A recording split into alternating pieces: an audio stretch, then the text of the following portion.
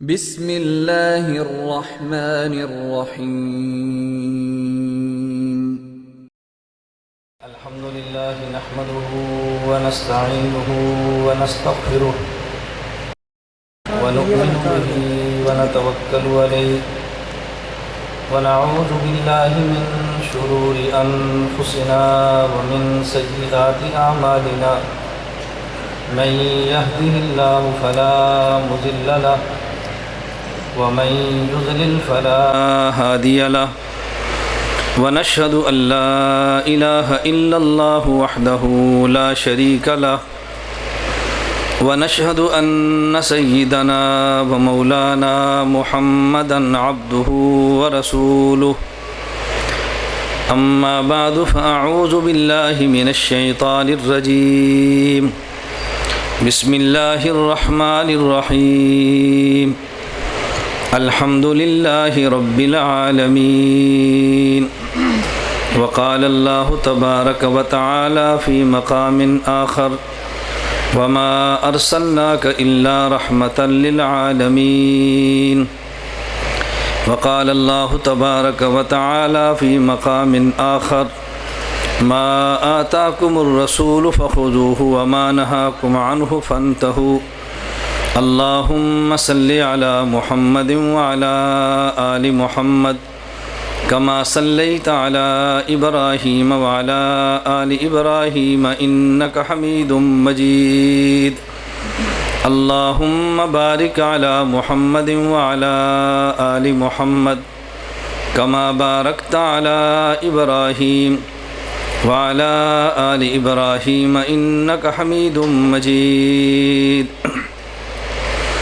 سلام اس پر کہ جس نے بے کسوں کی دستگیری کی، سلام اس پر کہ جس نے بے کسوں کی دستگیری کی، سلام اس پر کہ جس نے بادشاہی میں فقیری کی، سلام اس پر کہ اسرار محبت جس نے سمجھائے، سلام اس پر کہ اسرار محبت جس نے سمجھائے، سلام اس پر کہ جس نے زخم کھائے پھول برسائے، سلام اس پر جو خون کے پیاسوں کو کوبائیں دیتا تھا، سلام اس پر جو خون کے پیاسوں کو کوبائیں دیتا تھا، سلام اس پر جو گالیاں سن کر بھی دعائیں دیتا تھا، سلام اس پر کہ جس کے گھر نہ چاندی تھی نہ سونا تھا، سلام اس پر کہ جس کے گھر نہ چاندی تھی نہ سونا تھا، سلام اس پر کہ ٹوٹا ہوا بوریا جس کا بچھونا تھا،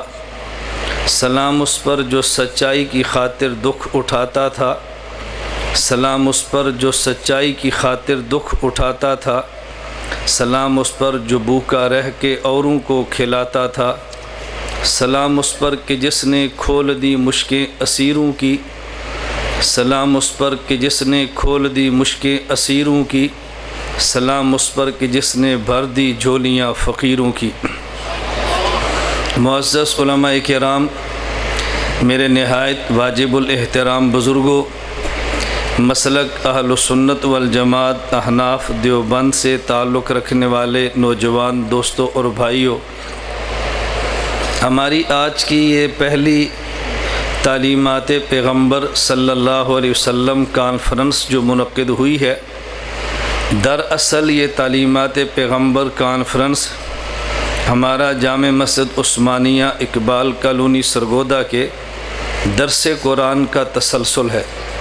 آپ حضرات کے علم میں ہے، ہر انگریزی ماہ کا پہلا جمعہ بعد از نماز عشاء یا گراؤنڈ کے متصل جامع مسجد عثمانیہ میں درس قرآن ہوتا ہے، اور تقریباً اس درس قرآن کو 4 سال مکمل ہو چکے ہیں، اور ہر انگریزی ماہ پہلا ہفتہ بعد از نماز عشاء 2 بلاک موتی مسجد میں درس حدیث شروع ہے، وہ بھی اب تقریباً 1 سال کے قریب کا عرصہ ہونے والا ہے اور تسلسل کے ساتھ جاری ہے۔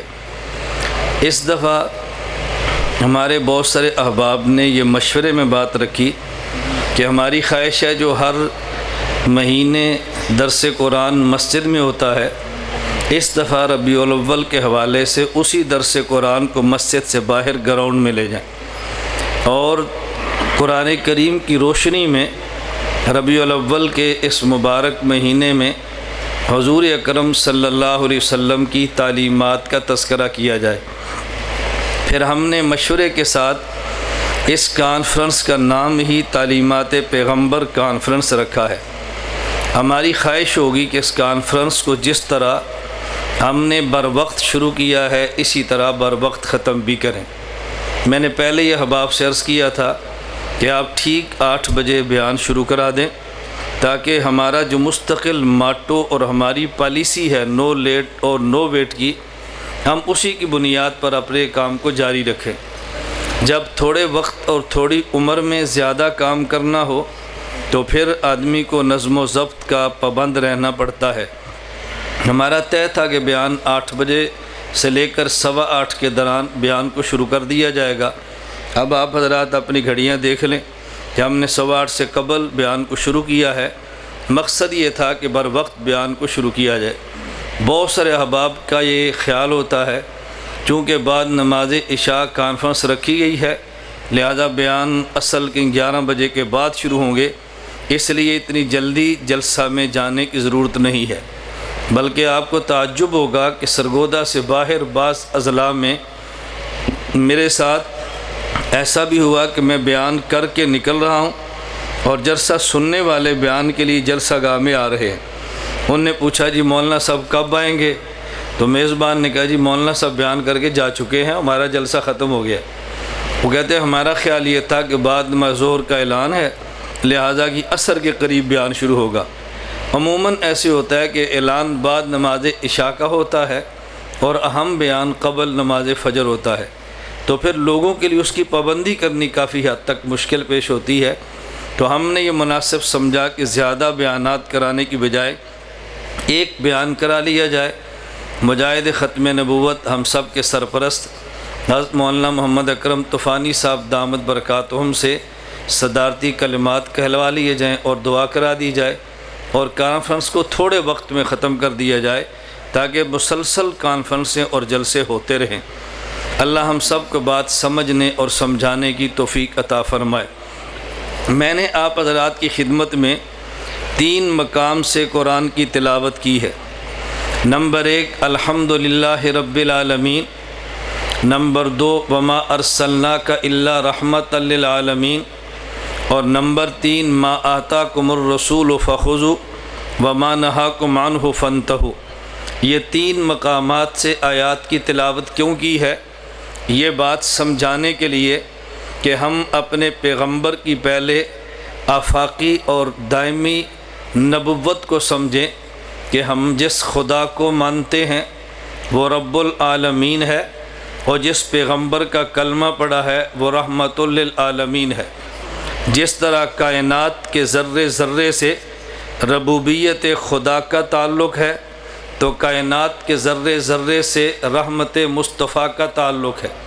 ہمارا اہل سنت والجماعت احناف دیوبند کا یہ نظریہ ہے کہ جس طرح کائنات کے ذرے ذرے کو پیدا خدا نے فرمایا ہے، اسی طرح کائنات کے ذرے ذرے کے پیدا ہونے کا سبب ہمارے مصطفیٰ کی ذات گرامی ہے۔ تو ایک ذات کو ہم رب العالمین مانتے ہیں اور ایک ذات کو رحمت للعالمین مانتے ہیں۔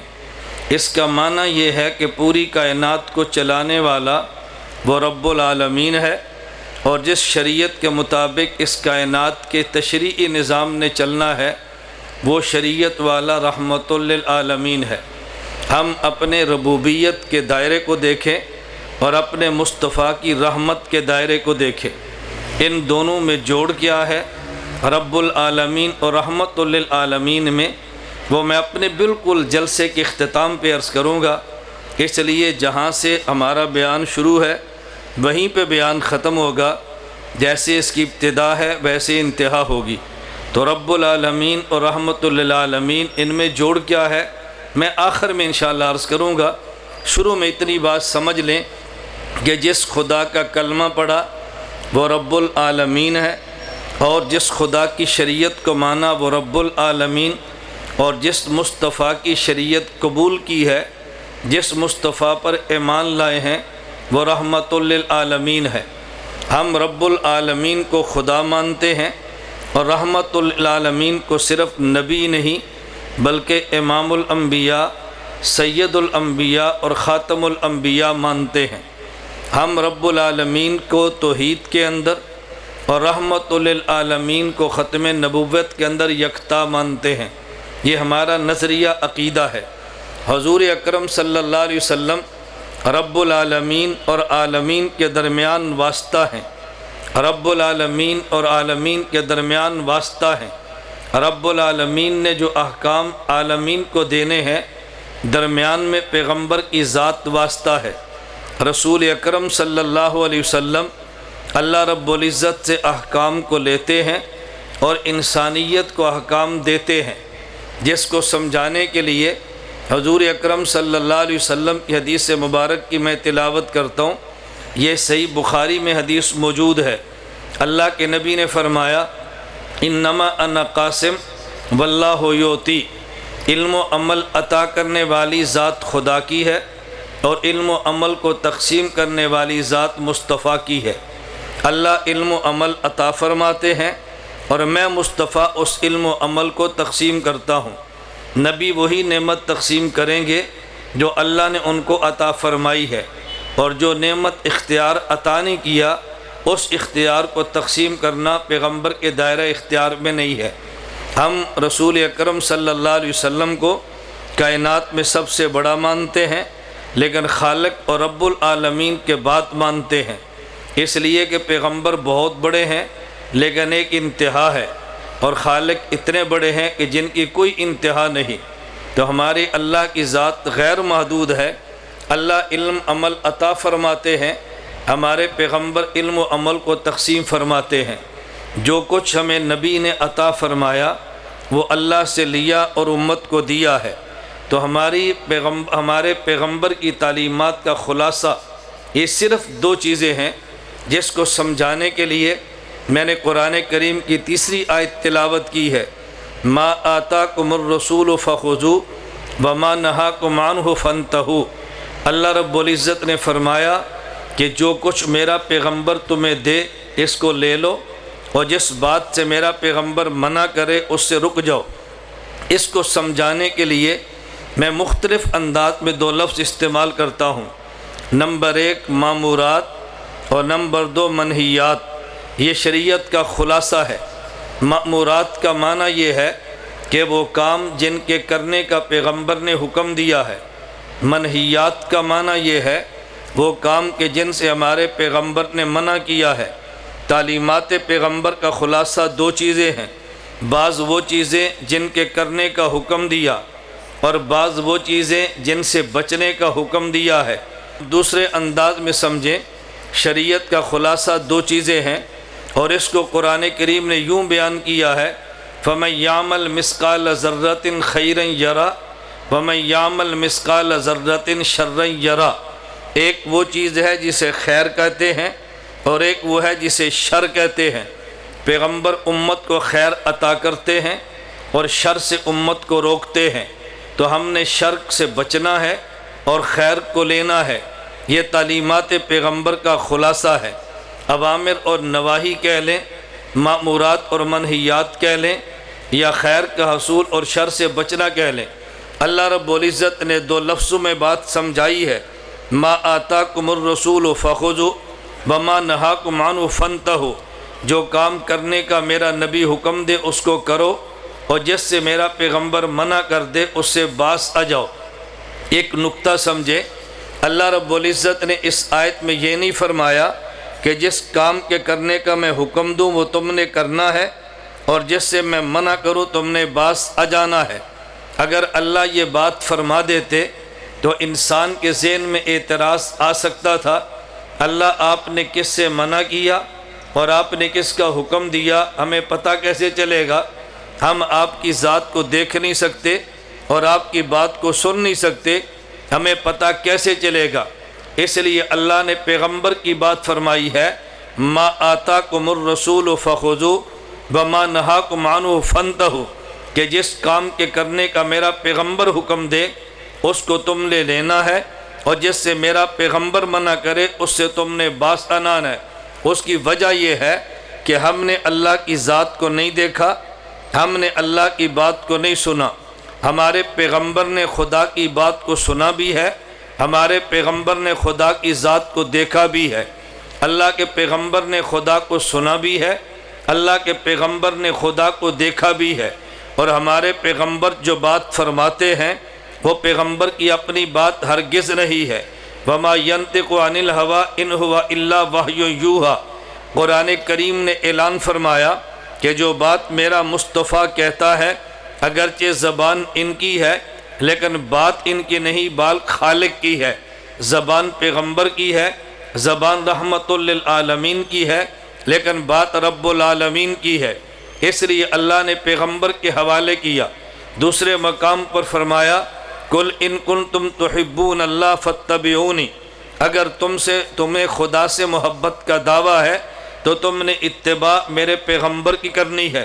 یہ عجیب بات ہے، دنیا میں ماں اپنی اولاد کو کہتی ہے اگر میں تیری ماں ہوں تو میرا بیٹا ہے تو میرا ادب بھی کر۔ باپ کہتے ہیں اگر تو میرا بیٹا اور میں تیرا باپ ہوں تو میری بات بھی مان۔ استاذ کہتے ہیں اگر تو میرا شاگرد ہے تو میری بات پہ توجہ دے۔ دوست کہتا ہے اگر تو میرا دوست ہے تو میری یاری کا خیال کر۔ اللہ رب العزت نے یوں نہیں فرمایا، اللہ نے اسلوب کو بدل دیا اور فرمایا ان کنتم تحبون اللہ فاتبعونی، اگر میرے ساتھ محبت کا دعویٰ ہے تو میرے پیغمبر کے نقش قدم پہ چلو۔ یہ نہیں فرمایا کہ مجھ سے محبت کا دعویٰ ہے تو میری بات مانو۔ اگر یہ بات اللہ فرما دیتے تو بات پھر مکمل نہ ہوتی اور شبہات پیدا ہوتے۔ اس کی وجہ یہ اللہ کا حکم ہے کہ تم نماز پڑھو۔ اب بندے کے ذہن میں سوال آ جاتا اللہ آپ نے فرمایا نماز پڑھو، لیکن ہم نماز کیسے پڑھیں؟ اللہ فرما دیتے کہ تم روزہ رکھو، بندے کے ذہن میں آتا اے اللہ ہم روزہ کیسے رکھیں؟ اللہ فرماتے حج کرو، بندے کے ذہن میں آتا اللہ حج کیسے کرے؟ چلو ساری باتیں چھوڑ دو، اللہ یہی بات فرما دیتے جو میں نے قرآن پڑھا ہے تم اس کو پڑھو، تو بندے کے ذہن میں سوال آتا اللہ میں قرآن کیسے پڑھوں؟ اب اللہ نے قرآن پڑھ کے بندے کو دکھانا نہیں تھا، خدا نے نمازیں پڑھ کے بندے کو دکھانا نہیں تھا، خدا نے روزہ رکھ کے انسان کو سمجھانا نہیں تھا۔ اس لیے خدا نے اپنا پیغمبر دیا کہ نماز کا حکم تو میں دوں گا، نماز کیسے پڑھنی ہے میرے مصطفیٰ کو دیکھنا۔ روزے کا حکم تو میں دوں گا، لیکن روزہ کیسے رکھنا ہے یہ میرے پیغمبر کو دیکھنا۔ حج کا حکم میں دوں گا، حج تم نے کیسے کرنا ہے یہ میرے پیغمبر کو دیکھنا۔ قرآن تمہیں میں نے دیا ہے، یہ کلام میرا ہے، اور میرا کلام تم نے کیسے پڑھنا ہے میرے محبوب کو دیکھنا۔ اس لیے بنیاد پیغمبر کو بنایا۔ تو اس کا خلاصہ کیا ہے؟ تعلیمات پیغمبر کا معنی یہ براہ راست پیغمبر کی تعلیمات نہیں ہیں، تعلیمات تو خالق کی ہیں، لیکن ہمیں پیغمبر کے واسطہ سے ملی ہیں، اس لیے ہم اس کو تعلیمات پیغمبر کہتے ہیں۔ تو تعلیمات پیغمبر کا خلاصہ جن کام کے کرنے کا حکم دیا ہم نے اسے کرنا ہے، اور جس سے منع کیا ہم نے اس سے باز آ جانا ہے۔ اور پھر ہمارے پیغمبر کی زندگی اتنی آفاقی زندگی ہے اور دنیا میں انسان کی زندگی کے تمام شعبوں کو گھیر لیتی ہے۔ کوئی انسان ہرگز یہ نہیں کہہ سکتا مجھے اپنی زندگی کے فلاں شعبے میں رہنمائی چاہیے تھی لیکن میں رہنمائی کہاں سے لوں؟ اللہ رب العزت نے اپنے پیغمبر کو ان تمام مراحل سے گزارا جو مراحل امت کو پیش آ سکتے ہیں۔ یہ میری باتیں توجہ سے سمجھنا، جو مراحل امت کو آنے تھے خدا نے ان تمام مراحل سے پیغمبر کو گزارا ہے۔ میں چند ایک کا اشارہ کرتا ہوں، آپ سمجھدار ہیں، باقی باتیں آپ خود دیکھتے رہیں۔ چند باتیں میں عرض کرتا ہوں، آپ توجہ رکھنا۔ انسان کی زندگی پہ مختلف ادوار اور مختلف ادوار میں مختلف حالات آتے ہیں۔ کسی انسان کو دیکھو تو اس کے سر پہ باپ کا سایہ نہیں ہے۔ اللہ نے پیغمبر کو یتیم پیدا کیا ہے، اگر باپ پہ سایہ نہ ہو میرے مصطفیٰ کو دیکھنا۔ اور کتنے بچے وہ ہیں کہ بچپن میں جن کی ماں کا سایہ سر سے اٹھ جاتا ہے، اگر ایسی کیفیت آئے میرے مصطفیٰ کو دیکھو، بچپن میں اس کی ماں کا سہارا سر سے اٹھا لیا ہے، اور کتنے وہ لوگ ہیں کہ ماں اور باپ نہیں لیکن دادا تھا اور اس کا سہارا بھی اٹھ گیا ہے۔ فرمایا میرے مصطفیٰ کو دیکھ لو، ان کے سر پہ دادا عبد المطلب کا سہارا بھی نہیں، وہ بھی اٹھ گیا ہے۔ اور کتنے وہ لوگ ہیں کہ جو پیدائشی غریب ہوتے ہیں اور ان کا بچپن غربت میں گزرتا ہے، اللہ نے اپنے پیغمبر کو پہلے غربت عطا کی ہے، یہ بتانے کے لیے میرے پیغمبر کی بچپن کی غربت بھی تمہارے سامنے ہو۔ آج ہمارے لوگ کتنے پریشان ہیں، ہر آدمی کالج، سکول اور مدرسے کو دیکھتا ہے، لیکن کتنے وہ بچے ہیں کہ جو سکول یا مدرسے میں نہیں آتے، وہ بچپن میں مزدوریاں کرتے ہیں۔ اگر تم نے ان کی زندگی سمجھنی ہو، میرے پیغمبر کی بکریاں چرانے کا دور دیکھ لینا، یہ بچپن میں بچہ مزدوریاں کیسے کرتا ہے یا بچپن کی مشقتیں کیسے اٹھاتا ہے، میرے پیغمبر کا بکریاں چرانا دیکھ لینا۔ اور اگر آدمی نے اس کی جوانی دیکھنی ہو کہ جوانی میں ایسے ماحول میں جہاں شراب و کباب کی محفلیں ہوں تو کیسے بچا جاتا ہے، میرے مصطفیٰ کی ذات کو دیکھ لینا، اس دور کا مکے کا ماحول بھی دیکھنا اور میرے مصطفیٰ کی جوانی کو بھی دیکھنا۔ اللہ نے ان مراحل سے پیغمبر کو گزارا ہے۔ پھر اگر کوئی باپ ہو اور اس باپ کی بیٹیاں ہوں اور کبھی ایسی نوبت آ جائے داماد بیٹی کو طلاق دے دے تو باپ کے دل پہ کیا گزرتی ہے۔ ہمارے پیغمبر کی دو بیٹیاں رقیہ ام کلثوم کو ابو لہب کے دو بیٹے عتیبہ کے نکاح میں تھی، ان بے ایمانوں نے ہمارے پیغمبر کی دو بیٹیوں کو طلاق دی ہے، تو طلاق مل جائے تو باپ کے دل پہ کیا گزرتی ہے۔ خدا نے ان مراحل سے اپنے حبیب اور مصطفیٰ کو گزار دیا ہے۔ اگر کوئی آدمی ایک شہر میں ہو اور کسی دینی تقاضے کی وجہ سے اسے ملک چھوڑنا پڑ جائے، جسے ہجرت کا دور کہتے ہیں، اللہ نے پیغمبر کو ہجرت کا دور بھی دکھایا۔ مکہ کو چھوڑ کے مدینہ منورہ گئے ہیں، مہاجر کے دل پہ کیا گزرتی ہے۔ خدا نے ان مراحل سے اپنے پیغمبر کو گزارا ہے۔ اور اگر کسی باپ کے چھوٹا بچہ یہ فوت ہو جائے تو اولاد کی وفات پہ والدین کے دل پہ کیا گزرتی ہے۔ خدا نے اپنے پیغمبر کے 3 بچے بچپن میں لیے ہیں اور نابالغ بچوں کے جنازے اٹھے ہیں، تاکہ پیغمبر کے سامنے یہ بھی آئے نابالغ اولاد کے فوت ہونے سے باپ کے دل پہ کیا گزرتی ہے۔ ان احوال سے خدا نے ہمارے پیغمبر کو گزارا ہے۔ جب آدمی دین کی دعوت لے کے چلتا ہے اور غیر اگر اس کی مخالفت کرے، اس کے دل پہ کیا گزرتی ہے۔ پیغمبر ان احوال سے گزرے ہیں، اور جب دین کی محنت کرے اور اپنے مخالفت کرے تو دل پہ کیا گزرتی ہے۔ ہمارے پیغمبر پہ یہ احوال بھی آئے ہیں۔ نبی کا چچا بد دعائیں دیتا ہے، نبی کی چچی ام جمیل حضور کے راستے میں کانٹے بچھاتی ہے۔ اللہ کے پیغمبر کے چچا پیغمبر کے چچا ابو جہل یہ تلوار لے کر مقابلے پہ سر کاٹنے کے لیے کھڑے ہیں، تو دل پہ کیا گزرتی ہے۔ خدا نے پیغمبر کو ان حالات سے گزارا ہے، تو جو مشقتیں آ سکتی تھی امت پہ، اللہ نے پیغمبر کو ان مراحل سے گزار دیا ہے۔ میرے پیغمبر میں علم میں ہے، یتیم ہو کیفیت کیا ہے، اولاد چلی جائے کیفیت کیا ہے، بیٹی ملے تو خوشی کیا ہے، بیٹی کو طلاق ملے تو دکھ کیا ہے، نرینہ اولاد پیدا ہو تو راحت کیا ہے، نرینہ اولاد بچپن میں چلی جائے تو دکھ کیا ہے، آدمی شہر چھوڑے تو دکھ کیا ہے، اور واپس شہر میں آئے تو خوشی کون سی ہے۔ پہلے ان مراحل سے خدا نے پیغمبر کو گزارا، اور پھر اللہ نے ان مشکلات سے گزارنے کے باوجود اپنے پیغمبر کو طاقت دی ہے، اپنے پیغمبر کو وسعتیں دی ہیں، اپنے پیغمبر کو ساری چیزیں عطا فرمائی ہیں۔ اور عجیب بات یہ ہے، اللہ کے نبی نے مکہ مکرمہ میں جب ابتدائی طور پہ اسلام کی بات کی ہے، حضور پاک کے پاس دولت بھی نہیں ہے، اللہ کے نبی کے پاس طاقت بھی نہیں ہے، اللہ کے نبی کے پاس طاقت اور دولت حکومت بھی نہیں ہے، یہ تینوں چیزیں اللہ کے نبی کے پاس نہیں۔ لیکن ایک دور مدینہ منورہ میں مشقتوں سے گزرنے کے بعد ایسا آیا، اللہ کے نبی کے پاس دولت بھی ہے، اللہ کے نبی کے پاس طاقت بھی ہے، اللہ کے پیغمبر کے پاس حکومت بھی ہے۔ خدا نے تینوں چیزیں عطا فرما دی ہیں۔ پھر آدمی کو قوت بھی ملے، حکومت اور طاقت بھی ملے، پھر آدمی کی کیفیت کیا ہوتی ہے۔ خدا نے پیغمبر کو ان کیفیات سے بھی گزارا ہے۔ اور عجیب بات یہ ہے، رسول اللہ جب مکہ مکرمہ میں فاتح بن کے داخل ہوئے تو میں آج کی زبان میں سمجھانے کے لیے کہتا ہوں، اپنے شریکوں کے پاس گئے ہیں، اپنی برادری کے پاس گئے ہیں جو جان کے دشمن تھے، جنہوں نے شہر سے نکالا تھا، جن نے پیغمبر کے لیے مکہ میں رہنا مشکل کر دیا تھا، اللہ کے نبی فاتح بن کے جب اسی مکہ مکرمہ میں گئے ہیں تو پھر پیغمبر کی کیفیت کیا ہے خدا نے یہ بھی امت کو دکھا دی ہے۔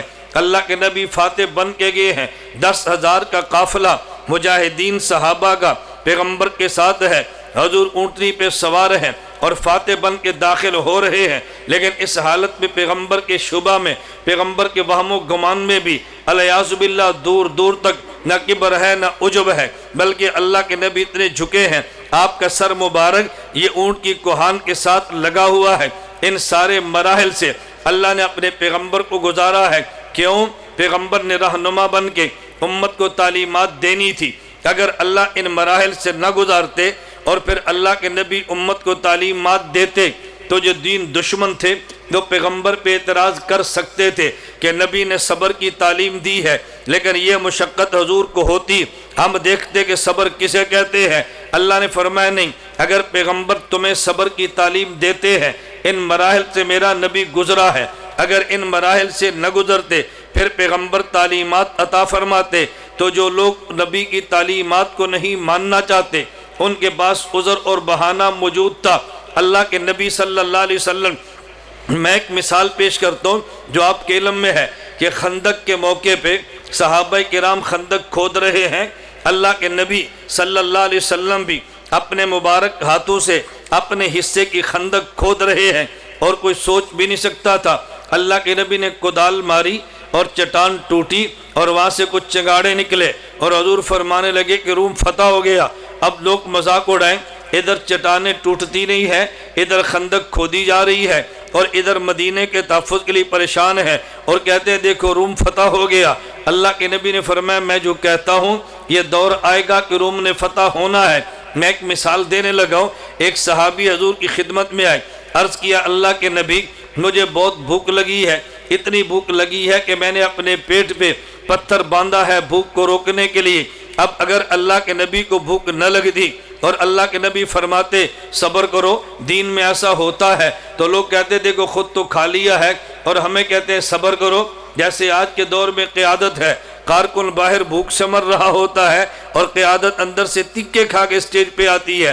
اب ایسی قیادت اگر کارکن کو یہ بات کہے کہ دیکھو صبر سے کام لو تو لوگ مذاق اڑاتے ہیں، ان کے میسج چلتے ہیں۔ ہمارے پیغمبر نے یوں نہیں فرمایا، اگر پیغمبر کے کارکن صحابی نے اپنا پیٹ دکھایا کہ میں نے پتھر باندھا ہے، اللہ کے نبی نے فرمایا یہ میرے کپڑے کو اٹھا کر دیکھو، میرے پیٹ پہ ایک پتھر نہیں میں نے 2 پتھر باندھے ہیں، میں نے 1 پتھر نہیں میں نے 2 پتھر باندھے ہیں۔ اب اللہ کے پیغمبر اپنے پیٹ پہ پتھر باندھے ہیں، اس کا مطلب پیغمبر کو بھوک کا احساس ہے، تو جب اپنی بھوک کا احساس ہوگا تو اللہ کے نبی امت کی بھوک کا احساس بھی فرما سکتے ہیں۔ خدا نے ان سارے مراحل سے گزارا ہے۔ میں ایک بات سمجھانے کے لیے اور عرض کرتا ہوں، صرف بات ذہن نشین فرما لیں، اللہ کے نبی کو اللہ نے حکم دیے اور جس طرح ہمیں حکم دیے خدا نے کچھ احکام براہ راست خطاب کر کے اپنے پیغمبر کو دیے۔ آپ نے کئی بار اس سورت کی تلاوت کی ہے، سورۃ الضحیٰ، اللہ نے اپنے نبی کو حکم دیے اما الیتیم فلا تقہر، پیغمبر آپ نے یتیم کو ڈانٹنا نہیں ہے۔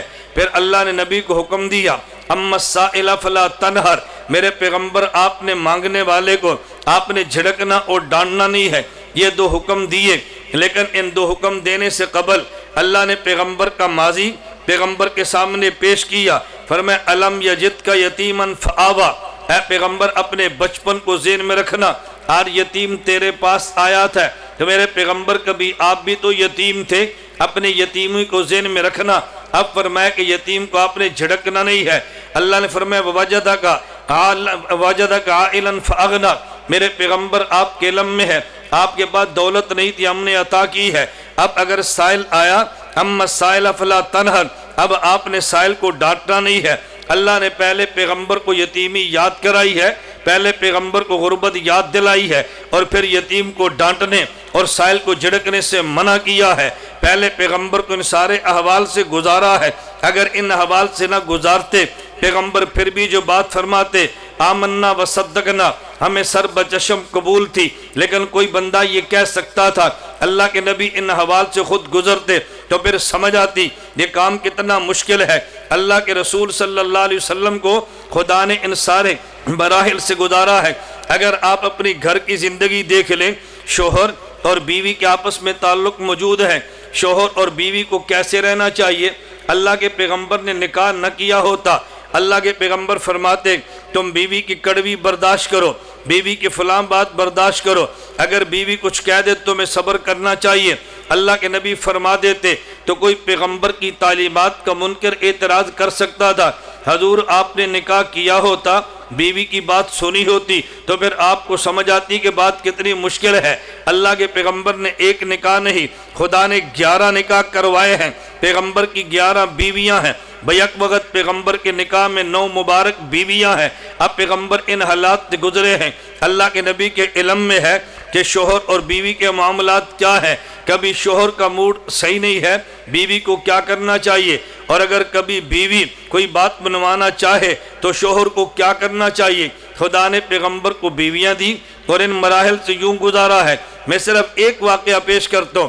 ام المومنین امی عائشہ رضی اللہ تعالی عنہا کو اللہ کے نبی فرمانے لگے، اے عائشہ جب تو مجھ سے خوش ہوتی ہے مجھے تب بھی پتہ چلتا ہے، جب تو خوش نہیں ہوتی مجھے تب بھی پتہ چلتا ہے۔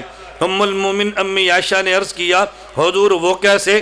اللہ کے نبی فرمانے لگے، عائشہ جب تو مجھے یہ کہتی ہے رب محمد کی قسم میں سمجھتا ہوں عائشہ آج خوش ہے، اور جب تو کہتی ہے رب ابراہیم کی قسم تو میں سمجھتا ہوں کہ آج عائشہ خوش نہیں ہے، آج عائشہ خوش نہیں ہے۔ اب دیکھو یہ شوہر اور بیوی کے معاملات ہیں نا، میں یہ بات کیوں سمجھانے لگا ہوں، اس لیے حضرت ام المومن امی عائشہ، حضرت خدیجہ، حضرت حفصہ، حضرت میمونہ، پیغمبر کی 11 ازواج، یہ پیغمبر کی امت بھی ہیں اور پیغمبر کی بیویاں بھی ہیں۔ بحیثیت امتی زندگی اور ہے اور بحیثیت بیوی زندگی اور ہے۔ آدمی جتنا بڑا ہو اس کے گھر میں جو بیوی ہے اس کے معاملات شوہر کے ساتھ وہ نہیں ہوں گے کہ جو عام آدمی کے ہیں۔ اس لیے بڑے آدمی کا بھی شک پڑتا ہے، میری بیوی اور میری عظمت کا خیال نہیں کرتی، میری بیوی اور میرا احترام یوں نہیں کرتی جیسے لوگ باہر والے کرتے ہیں۔ بھائی باہر والوں کا تعلق آپ سے اور ہے اور گھر میں رہنے والی اہلیہ کا تعلق اور ہے۔ یہی وجہ اللہ نے قرآن کریم میں فرمایا، یا ایھا الذین آمنوا لا ترفعوا اصواتکم فوق صوت النبی، دیکھو تمہاری آواز پیغمبر کی زبان، پیغمبر کی آواز سے اونچی نہ ہو وگرنہ تمہارے اعمال ضائع ہو جائیں گے۔ حضرت مفسرین فرماتے ہیں یہ حکم عام امت کے لیے ہے، پیغمبر کی بیویوں کے لیے نہیں ہے۔ وہ صرف پیغمبر کی امت نہیں بلکہ پیغمبر کی بیوی بھی ہے، تو بحیثیت بیوی ان کو وہ حق حاصل ہے جو عام امتی کو حق حاصل نہیں ہے۔ میں یہ بات سمجھا رہا تھا کہ جو مراحل امت پہ آنے تھے اللہ نے ان سے پیغمبر کو گزارا، اور پھر پیغمبر ان حوصلے کے ساتھ ان حالات کو برداشت کرتے رہے۔ بالآخر ایک دور وہ بھی آیا، خدا نے طاقت بھی دی ہے، خدا نے حکومت بھی دی ہے، اللہ نے ہمارے پیغمبر کو طاقت، حکومت اور دولت یہ ساری نعمتیں دی ہیں، لیکن زندگی کے آخر میں دی ہیں۔ میں ایک بات درمیان میں عرض کروں، یہ شروع میں کیوں نہیں دی اور آخر میں کیوں دی ہیں؟ میں ایک سوال اٹھا کے اس کو بطور جواب پیش کر دیتا ہوں۔ میں جدہ سعودی عرب میں تھا، وہاں ایک آدمی نے مجھ سے ایک علمی مجلس میں سوال کیا اور مجھے کہنے لگا کہ مولانا صاحب آپ یہ بتائیں، حضرت امام اعظم ابو حنیفہ رحمہ اللہ تعالیٰ کو کس جرم میں جیل کاٹنی پڑی، کس جرم میں کوڑے پڑے، کس جرم میں ان کا جنازہ جیل سے اٹھا؟ میں نے کہا خلیفہ وقت نے حضرت امام اعظم ابو حنیفہ رحمۃ اللہ علیہ سے کہا ہم آپ کو قاضی القضات اور چیف جسٹس بنانا چاہتے ہیں۔ امام اعظم ابو حنیفہ فرمانے لگے میں اس عہدے کے لیے تیار نہیں ہوں۔ خلیفہ وقت کی منشا کیا تھی؟ اگر امام اعظم ابو حنیفہ جیسا آدمی چیف جسٹس بن گیا تو پھر ظاہر ہماری حکومت پکی ہے۔ اتنا بڑا آدمی جب ہمارا قاضی القضات ہوگا تو یہ بات کہنے میں حق بجانب ہوں گا کہ میری خلافت خالصتاً شریعت کے اصولوں کے مطابق ہے، ورنہ اتنا بڑا امام میرا قاضی نہ ہوتا۔ حضرت امام اعظم ابو حنیفہ کو خدا نے فراست ایمانی عطا فرمائی، فرمانے لگے میں اس منصب کے لیے تیار نہیں ہوں۔ خلیفہ نے بلا کے پوچھا آپ کیوں تیار نہیں ہے؟ یہ بڑی دلچسپ بحث ہے۔ امام اعظم ابو حنیفہ فرمانے لگے بادشاہ سلامت، میں قاضی قضات بننے کا اہل نہیں ہوں، میں اہل نہیں ہوں، اور جب میں اہل نہیں ہوں تو مجھے منصب نہیں دینا چاہیے۔ اب بادشاہ کہنے لگا آپ چیف جسٹس بننے کے اہل ہیں۔ امام صاحب نے فرمایا کہ میں اہل نہیں ہوں۔ اس نے کہا جی آپ اہل ہیں۔ امام صاحب فرمانے لگے اچھا خلیفہ وقت، اب دو باتیں، میں کہتا ہوں میں چیف جسٹس بننے کا اہل نہیں، آپ فرماتے ہیں کہ تم اہل ہو۔ یہ جو میں نے جملہ کہا میں چیف جسٹس بننے کا اہل نہیں ہوں، یا میں سچ کہہ رہا ہوں یا میں جھوٹ کہہ رہا ہوں؟ یہ بڑا نکتہ سمجھیں۔ میں جو کہتا ہوں میں چیف جسٹس بننے کا اہل نہیں ہوں، آپ کہتے ہیں کہ تو اہل ہے، میں کہتا ہوں میں اہل نہیں ہوں، میں سچ بولتا ہوں یا جھوٹ بولتا ہوں؟ دو ہی صورتیں ہیں۔ اگر میں سچ بولتا ہوں تو واقعتاً میں اہل نہیں ہوں، نہ اہل کو چیف جسٹس نہیں بنانا چاہیے، اور اگر میں اہل ہوں اور جھوٹ بولتا ہوں تو جھوٹے آدمی کو بھی چیف جسٹس نہیں بنانا چاہیے۔ تو مجھے آپ کیسے چیف جسٹس بنائیں گے؟ میں کہتا ہوں میں اہل نہیں ہوں، آپ کہتے ہیں اہل ہے۔ اگر میں سچ بولتا ہوں میں اہل نہیں ہوں تو نہ اہل کو چیف جسٹس تھوڑے ہی بناتے ہیں، اور اگر میں جھوٹ بولتا ہوں تو جھوٹے آدمی کو چیف جسٹس بنا نہیں سکتے، جھوٹا آدمی قاضی کیسے ہو سکتا ہے؟ اب بادشاہ دلیل کے سامنے امام صاحب کے سامنے خاموش ہو گیا، لیکن بادشاہ وقت تھا، کہا جی کوڑے مارو۔ امام صاحب نہیں مانے، جیل میں ڈال دو۔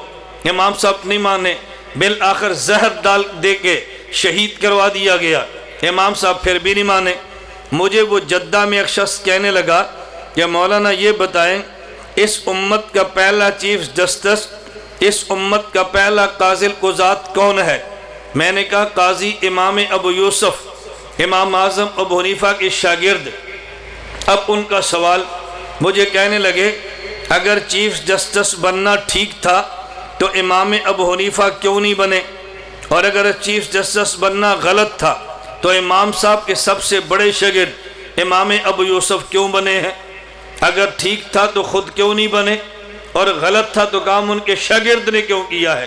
اب آدمی ٹھیک کہے تو پھر پھنستا ہے، اگر غلط کہے تو پھر پھنستا ہے۔ میں نے اس سے کہا ان کا جواب میرے پیغمبر کی زندگی میں مل جاتا ہے۔ مجھے کہنے لگا جی وہ کیسے؟ میں نے کہا حضور اکرم صلی اللہ علیہ وسلم کو اللہ نے ابتدائی دور میں مکہ مکرمہ میں حکومت بھی نہیں دی، طاقت بھی نہیں دی، دولت بھی نہیں دی، اور مدینہ منورہ میں آ کے حکومت بھی دی ہے، دولت بھی دی ہے، طاقت بھی دی ہے۔ اب مجھے بتاؤ اگر یہ تینوں چیزیں ٹھیک تھیں تو مکہ مکرمہ میں کیوں نہیں دی، اور اگر یہ تینوں چیزیں غلط تھیں تو پھر مدینہ منورہ میں کیوں دی ہیں؟ اگر ٹھیک تھی تو مکہ مکرمہ میں کیوں نہیں دی، اور اگر غلط تھی تو مدینہ منورہ میں کیوں دی ہیں؟ اب اس کے پاس تو جواب نہیں تھا۔ اس نے کہا جی میں نے آپ سے سوال کیا ہے، آپ نے الٹا مجھ پہ سوال کر دیا ہے۔ میں نے کہا تجھے اس سوال کا جواب ملا تو اس سوال کا جواب بھی ملے گا۔ مجھے کہتے ہیں جی دونوں کا جواب آپ دے دیں۔ میں نے کہا بات توجہ سے سمجھنا، اگر ابتدائی دور میں مکہ مکرمہ میں اللہ اپنے نبی کو دولت بھی دیتے، اپنے نبی کو حکومت بھی دیتے، اپنے نبی کو طاقت بھی دیتے، تو جن پیغمبر کے غلاموں نے حضور پاک کا کلمہ پڑھا تھا ان کے ایمان پہ اعتراضات تھا۔ انہوں نے کلمہ اس لیے پڑھا بلال کمزور تھا، اس کا کلمہ پڑھوں گا تو میرے سر پہ طاقت کا ہاتھ آ جائے گا، غریب کلمہ پڑھتا، میں کلمہ پڑھوں گا مجھے دولت مل جائے گی، لوگ کلمہ پڑھتے ہمیں حکومت میں عہدے مل جائیں گے۔ اگر مکہ میں خدا حکومت طاقت اور دولت دیتے، پیغمبر کے صحابہ کلمہ پڑھتے تو لوگ اعتراض کر سکتے تھے انہوں نے کلمہ دولت کے لیے پڑھا ہے، ان نے کلمہ طاقت کے لیے پڑھا ہے، ان نے کلمہ حکومت کے لیے پڑھا ہے۔ خدا نے ابتدائی طور پہ یہ چیزیں پیغمبر کو نہیں عطا کی تاکہ ان کے کلمہ گو کے ایمان پر اعتراض نہ کیا جا سکے۔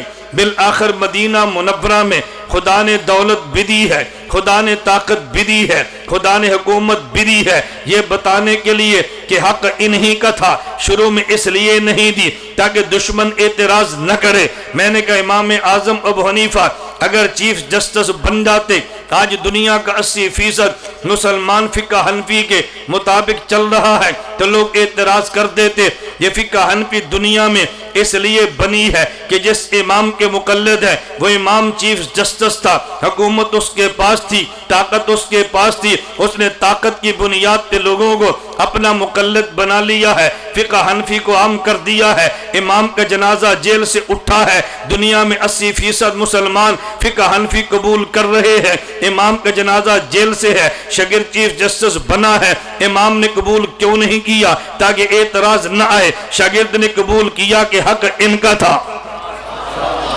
شاگرد نے قبول کیا کہ حق ان کا تھا۔ ابتدائی طور میں نبوت کو چیزیں نہیں دی، صحابہ پر اعتراض نہ ہو، اور آخر میں دی ہے کہ حق انہی کا تھا۔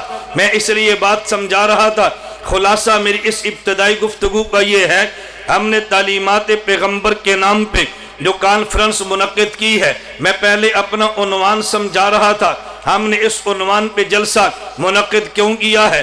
عموماً ان دنوں میں جلسے کوئی ربیع الاول میں سیرت کے نام پہ کرتے ہیں، کوئی میلاد کے نام پہ کرتے ہیں، میں اعتراض میلاد اور سیرت پہ نہیں کرتا، میں تو اپنے موضوع کا تحفظ کرتا ہوں، اپنے موضوع پہ دلیل دیتا ہوں۔ ہم نے انتخاب کیوں کیا ہے؟ ہم نے جس خدا کو مانا وہ رب العالمین ہے، اور جس کے پیغمبر کا ہم نے جس پیغمبر کا کلمہ پڑھا وہ رحمت للعالمین ہے۔ اس کا معنی یہ ہے اگر کائنات کے ذرے ذرے میں ربوبیت خدا ہے تو کائنات کے ذرے ذرے میں رحمت مصطفیٰ بھی ہے۔ اگر پوری کائنات نے صحیح طریق پہ چلنا ہے تو پھر خدا کے حکموں کے مطابق چلنا ہے، لیکن حکم خدا براہ راست انسان خدا سے نہیں لے سکتا، تو درمیان میں واسطہ ہمیں پیغمبر کا لانا پڑا، اسی واسطے پیغمبر کا نام ہے طریقہ مصطفیٰ۔ ہم یہ کہیں گے اگر دنیا کو صحیح رخ پہ چلنا ہے تو حکم خدا ضروری ہے، لیکن تنہا حکم خدا نہیں چاہیے، حکم خدا کے ساتھ طریقہ مصطفیٰ بھی چاہیے۔ تعلیمات پیغمبر کا خلاصہ یہ ہے، ہم حکم خدا کو مانتے ہیں، طریقہ مصطفیٰ کو مانتے ہیں۔ میں اس کے لیے اب چند ایک باتیں شروع کرتا ہوں۔ اگر خدا نے حکم قرآن میں دیا ہے کہ تم نکاح کرو، لیکن نکاح کیسے کریں گے؟ طریقہ مصطفیٰ چاہیے۔ اگر ہم نے نکاح کیا ہے، ہم نے خواہش کی بنیاد پہ نہیں کیا، ہم نے پیغمبر کی سنت سمجھ کے اور خدا کا حکم سمجھ کے کیا ہے۔ اب دنیا میں دو قسم کے لوگ تمہیں ملیں گے، ایک بندہ وہ ہے جو نکاح کرتا ہے خواہش کی بنیاد پہ کرتا ہے، اور ایک بندہ وہ ہے جو حکم خدا کی بنیاد پہ کرتا ہے۔ جس نے خواہش کی بنیاد پہ کیا ہے وہ خواہشات کے مطابق نکاح کرتا ہے، حکم خدا سمجھ کے کیا ہے وہ حکم خدا کو پورا کرنے کے لیے اپنی خواہش کو بنیاد نہیں بناتا، وہ طریقہ مصطفیٰ کو دیکھتا ہے۔ اس لیے ہمیں کبھی تعجب ہوتا ہے، ہمیں شادی کارڈ ملتا ہے، اوپر لکھا ہوتا ہے النکاح من سنتی، اور ساتھ یہ بھی لکھا ہے کہ سیرہ بندی 12 بجے ہے، برات 2 بجے ہے۔ ہماری تعجب ہے اس کارڈ پہ النکاح سنتی بھی تو نے لکھا، ساتھ سیرہ بندی کا ذکر بھی کیا ہے۔ اگر سیرہ بندی لکھنی تھی النکاح من سنتی نہ لکھتا، اگر النکاح من سنتی لکھنا تھا تو پھر سیرہ بندی نہ لکھتا۔ یہ سیرہ بندی میرے پیغمبر کا طریقہ تو نہیں ہے، میرے پیغمبر نے 11 نکاح فرمائے ہیں، میرے پیغمبر کی 4 بیٹیاں ہیں، ان کے نکاح بھی ہوئے ہیں، اور پیغمبر نے جن 11 سے نکاح کیے اپنی مرضی سے نہیں کیے ہیں۔ پیغمبر نے بیٹیوں کا نکاح کیا اپنی مرضی سے نہیں کیا ہے۔ خود اللہ کے نبی نے فرمایا ما تزوجت شیئا من نسائی ولا زوجت شیئا من بناتی الا بوحی جاء به جبرائیل علیہ السلام، میں نے جس سے بیٹی لی ہے خدا کے حکم سے لی ہے، اور جس کو بیٹی دی ہے خدا کے حکم سے دی ہے۔ پھر مجھے بتائیں پیغمبر کے 11 نکاحوں میں کسی ایک نکاح پہ سیرہ بندی ہے؟ میرے پیغمبر کی 4 بیٹیوں کے نکاح میں کسی ایک نکاح پہ سیرہ بندی ہے؟ اگر پیغمبر یہ نہیں کرتے تو پھر مجھے اور تجھے سمجھنا چاہیے اگر ہم نے سنت کے مطابق نکاح کرنا ہے ان میں سیرہ بندی کا وجود نہیں ہے۔ میرے پیغمبر نے نکاح کیا بھی ہے، میرے پیغمبر نے بیٹی کا نکاح دیا بھی ہے، اس کے لیے بیٹی مانگی بھی ہے، اور کسی نے حضور سے بیٹی مانگی بھی ہے۔ اس بیٹی مانگنے کا نام منگنی ہے، مانگنے میں حرج نہیں ہے، بیٹی دینے میں حرج نہیں ہے، لیکن جو طریقہ ہم نے اختیار کیا ہے کہ اس کا پیغمبر کی سنت سے کوئی دور دور کا تعلق ताल्लुक भी है। मैं सिर्फ मिसालें दे रहा हूँ। अल्लाह के पैगंबर ने निकाह फरमाए, मेरे पैगंबर की तालीमात निकाह के बारे में सिर्फ 2 बातें ज़ेहन नशीन फरमा लें। मैं निकाह के उन्वान पे निकाह पे बात करूँ, मैं तो इशारे करना चाहता हूँ। नंबर 1, अल्लाह के नबी ने फरमाया आलिनुन निकाह वजअलू फिल मसाजिद, निकाह ऐलान के साथ करो और तुमने मस्जिद में करना है। हुक्म खुदा निकाह है, तरीक़ा मुस्तफ़ा मस्जिद में निकाह है। अगर हुक्म खुदा किया है और तरीक़ा मुस्तफ़ा है, फिर मुसलमान को निकाह मस्जिद में करना चाहिए। मेरे पैगंबर की दूसरी तालीम इस हवाले से ये है, इन्ना आज़मन निकाही बरकतन ऐसरहु मुऊनतन, कि जिस निकाह में खर्चा थोड़ा होगा उसमें बरकतें ज्यादा होंगी। आप खुद समझे, जब खर्चे बढ़ जाएंगे तो बरकतें कम हो जाएंगी। आज हर बंदा परेशान है, अभी 1 माह नहीं गुजरता, 1 माह को छोड़ें, 1 दिन को छोड़ें, उसी दिन की बातें हैं। अब इस माशरे में आप भी रहते हैं, मेरे सुनाने की जरूरत नहीं है, उसी दिन की बातें हैं। इधर निकाह है, इधर तलाक है, इधर निकाह है, उधर बेटी जाती नहीं, उधर निकाह है, उधर बेटा कबूल नहीं करता। उसी दिन के वाकयात। मेरे पैगंबर की तालीमात क्या है? निकाह मस्जिद में होना चाहिए, निकाह पे खर्चे कम होने चाहिए। हम निकाह करते हैं हुक्म खुदा समझ के, तरीक़ा मुस्तफ़ा समझ के, फिर हमें निकाह के मामले में सुन्नत मुस्तफ़ा को देखना चाहिए। खुदा न करे अगर इसका एंड तलाक पे हो और तलाक की नौबत आ जाए, वहाँ भी मेरे पैगंबर की तालीमात मौजूद हैं। अगर तलाक की नौबत आ जाए, निभाह इनमें मुमकिन न हो, उसकी वजह मिजाज हो या उसका कोई भी वजह हो, तलाक देने की नौबत आ जाए, फिर 2 तलाक इकट्ठी न देना, फिर 3 तलाक इकट्ठी न देना, फिर 1 तलाक देना, और 1 तलाक भी उस वक्त देना जब औरत अपने मखसूस अय्याम में न हो। उस और में तलाक देना जब खामिन बीवी के पास न गया हो। देखो पैगंबर ने इस मौके की भी हिदायत बयान फरमा दी है। कभी बयानात के अंदर ये झिझक से काम नहीं लिया। शरीयत के मसले बयान करते वक्त अगर झिझक से काम लिया जाए तो शरीयत के मसाइल को समझाना और उम्मत तक पहुँचाना कितना मुश्किल है। मैंने कहा पैगंबर का हुक्म, खुदा का हुक्म है निकाह करना, तरीका पैगंबर का है, हमें उसके मुताबिक चलना चाहिए। निकाह हो गया, खुदा ने औलाद अता फरमा दी है। अब देखें औलाद खुदा ने दी है तो फिर मामला खुदा के हुक्म के मुताबिक और पैगंबर की सुन्नत के मुताबिक होना चाहिए। जब बच्चा पैदा हो गया, अब आपने बच्चे को घुट्टी देनी है। हम घुट्टी के लिए इंतखाब करते हैं किसी चलाक सी खाला का, इंतखाब करते हैं किसी होशियार सी फूफी का, तो जब घुट्टी वो देगी, अब इस औलाद ने फिर क्या होना है, ये फूफी और खाला पे जाएगी। मेरे पैगंबर की तालीमात क्या है? जब ये बेटा या बेटी औलाद पैदा हो गई, अब तुमने घुट्टी के लिए नेक आदमी का इंतखाब करना है। इसके हलक में जो पहली चीज जाए वो किसी नेक आदमी का लुआब जाए, ये उसके तर्ज पे चलेगा। अगर उसके बाद आपने नाम रखना है, हम नाम रखने के लिए रुजू करते हैं कभी मामू की तरफ, कभी फूफो की तरफ, कभी नानी की तरफ, वो नाम रख देते हैं। जब नाम रख दें फिर रुजू करते हैं उलमा की तरफ। मौलाना साहब एक मसला पूछ रहे हैं, हम पूछते हैं जी क्या मसला है? कहा जी इस मसले का ये बताएं, नाम नानी ने रख दिया है, आप नाम का माना बता दें। मैंने कहा हम तुम्हारी नानी के नौकर हैं, नाम वो रखे, माना हम बताएं। अगर आपको अकीदत आलिम से दी तो हमसे नाम पूछ लेते, नाम उनसे पूछा, माना हमसे पूछा। फिर उनकी कोशिश होती है कोई अच्छे से अच्छा माना ना भी बनता हो तो माना बना दे अच्छा, क्यों मजबूरी ये है। अब इसको रजिस्टर में दर्ज करा चुके हैं, बदलना हमारे बस में नहीं है, कुछ कोशिश करके माना अच्छा निकालो। ये माना अच्छा निकालना हमारे बस में नहीं था। मेरे पैगंबर की तालीमात, घुट्टी नेक आदमी से दिलाओ, नाम इसका बिल्कुल नेक रखो, दाएं कान में अजान दे दो, बाएं कान में इकामत और तकबीर कह दो, और इस आदमी का नाम भी अच्छा रखो। इसके सर के बाल 7वें दिन उतार के चांदी का वजन करके अल्लाह के रास्ते में सदका कर दो।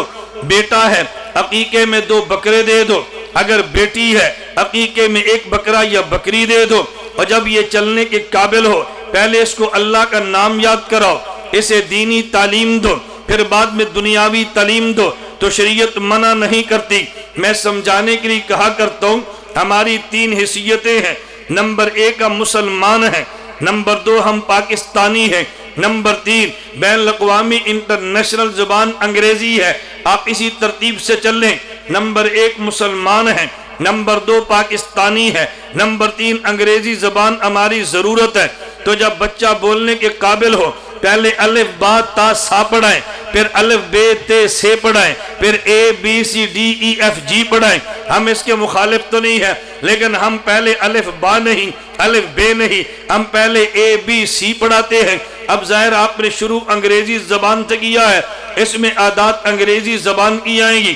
اگر پہلے عربی زبان پڑھا لیتے، اپنے ملک کی زبان سکھا لیتے، پھر بچے انگلش سکھا لیتے، ہم نے انگلش سے منع تو نہیں کیا، لیکن میرے پیغمبر کی تعلیمات یہ ہیں، ہم اس معاملے میں تعلیمات پیغمبر کو یکسر رد کر دیتے ہیں۔ میری بات پہ ناراض نہ ہونا، ہم نے بچے کا نام بھی شریعت کے مطابق نہیں رکھا، بچے کی تربیت بھی شریعت کے مطابق نہیں رکھی، بچے کو دنیا بھی دی ہے، شریعت کے مطابق نہیں دی۔ جب یہ بچہ بڑا ہوا، اب اس کی شادی کا دور آتا ہے، اب باپ بھی روتا ہے، ماں بھی روتی ہے۔ ہم نے بیٹا بھیجا تھا انگلینڈ پڑھنے کے لیے، وہ کہتے ہیں میں نے شادی بھی وہاں کرنی ہے، مولانا صاحب کوئی تعویذ دے دو، یہ بغیر بیوی کے اکیلا آ جائے۔ میں نے کہا ادھر سے وہ تعویذ لے گا اپنے پیر سے، میں نے بیوی کے ساتھ جانا ہے۔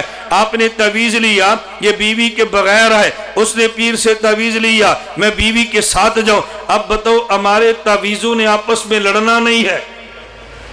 ہمارے لوگ کہتے نہیں ہم کچھ نہ کریں، اب تعویذ سے لڑے۔ حکیم الامت مجدد الملت مولانا اشرف علی تھانوی نور اللہ مرقدہ حضرت کے پہلوان ایک مرید تھے، حضرت کی خدمت میں آئے اور حضرت سے عرض کرنے لگے حضرت کل میری کشتی ہے، آپ مجھے تعویذ عنایت فرمائے۔ حکیم الامت تھانوی فرمانے لگے جو تیرا مخالف پہلوان ہے کوئی پیر اس کا بھی ہوگا؟ کہا جی ہو سکتا ہے۔ فرمایا وہ اپنے پیر سے تعویذ لے گا، میں نے کشتی کرنی ہے، تو نے تعویذ مجھ سے لیا، میں نے کشتی کرنی ہے۔ اب مجھے بتا پیروں کے تعویذ نے کشتی کرنی ہے یا پیروں کے مرید پہلوانوں نے کشتی کرنی ہے؟ کہا جی کشتی تو ہم نے کرنی ہے۔ فرمایا پھر تعویذ کی ضرورت کیا ہے؟ پھر ایکسرسائز کرو، بادام کھاؤ، خوراک کھاؤ اور کھاڑے میں اتر کے لڑو۔ یہ میں وہ باتیں کہتا ہوں جو حقائق ہے۔ والدین بھی تعویذ لیتے ہیں، لڑکا بھی تعویذ لیتا ہے، لڑکی بھی تعویذ لیتی ہے، تینوں تعویذ لیتے ہیں۔ اور ہر آدمی، مجھے آج کی بات ہے، ایک خاتون نے مجھے فون کیا کہ مولانا صاحب ہم فلاں پیر سے تعویذ لے رہے ہیں، 3 بہنیں ہیں، نکاح کے لیے تعویذ لے رہے ہیں۔ میں نے کہا بھی تو تے تعویذ اتار دے، تو تے میں نے فون کر لیا ہے، باقی بہنوں کو بعد میں دیکھیں گے، تو اتار اس مسئلے کو۔ ہم تعویذ کے مخالف نہیں ہیں، میں جو بات سمجھانا چاہتا ہوں اس کو آپ ذہن میں رکھنا۔ میں نے کہا تعلیمات پیغمبر کا ہم نے خیال نہیں کیا، اب ہمیں تعلیمات پیغمبر یاد کب آتی ہے؟ جب بچہ جوان ہوتا ہے، وہ مال کماتا ہے، ماں کہتی ہے مجھے دیتا نہیں، باپ کہتے ہیں مجھے دیتا نہیں، ہماری مرضی کے مطابق نکاح کرتا نہیں، ہم روتے ہیں رات کو گھر آتا نہیں، چھٹیوں میں ہمارے پاس رہتا نہیں۔ مولانا صاحب اس بچے کو بتاؤ شریعت کیا کہتی ہے، اس کو بتاؤ دین کیا کہتا ہے، اس کو بتاؤ ماں کا حق کیا ہے، اس کو بتاؤ باپ کا حق کیا ہے، اس کو سمجھاؤ۔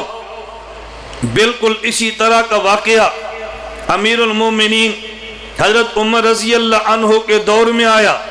حضرت عمر کے پاس ایک بوڑھے بابا جی آئے، اپنے ساتھ نوجوان بیٹے کو لائے، کہا امیر المومنین میرے بیٹے کو تنبیہ کریں، میرا ادب نہیں کرتا، میری عزت نہیں کرتا، میرا خیال نہیں کرتا، اس میرے بیٹے کو سمجھائیں۔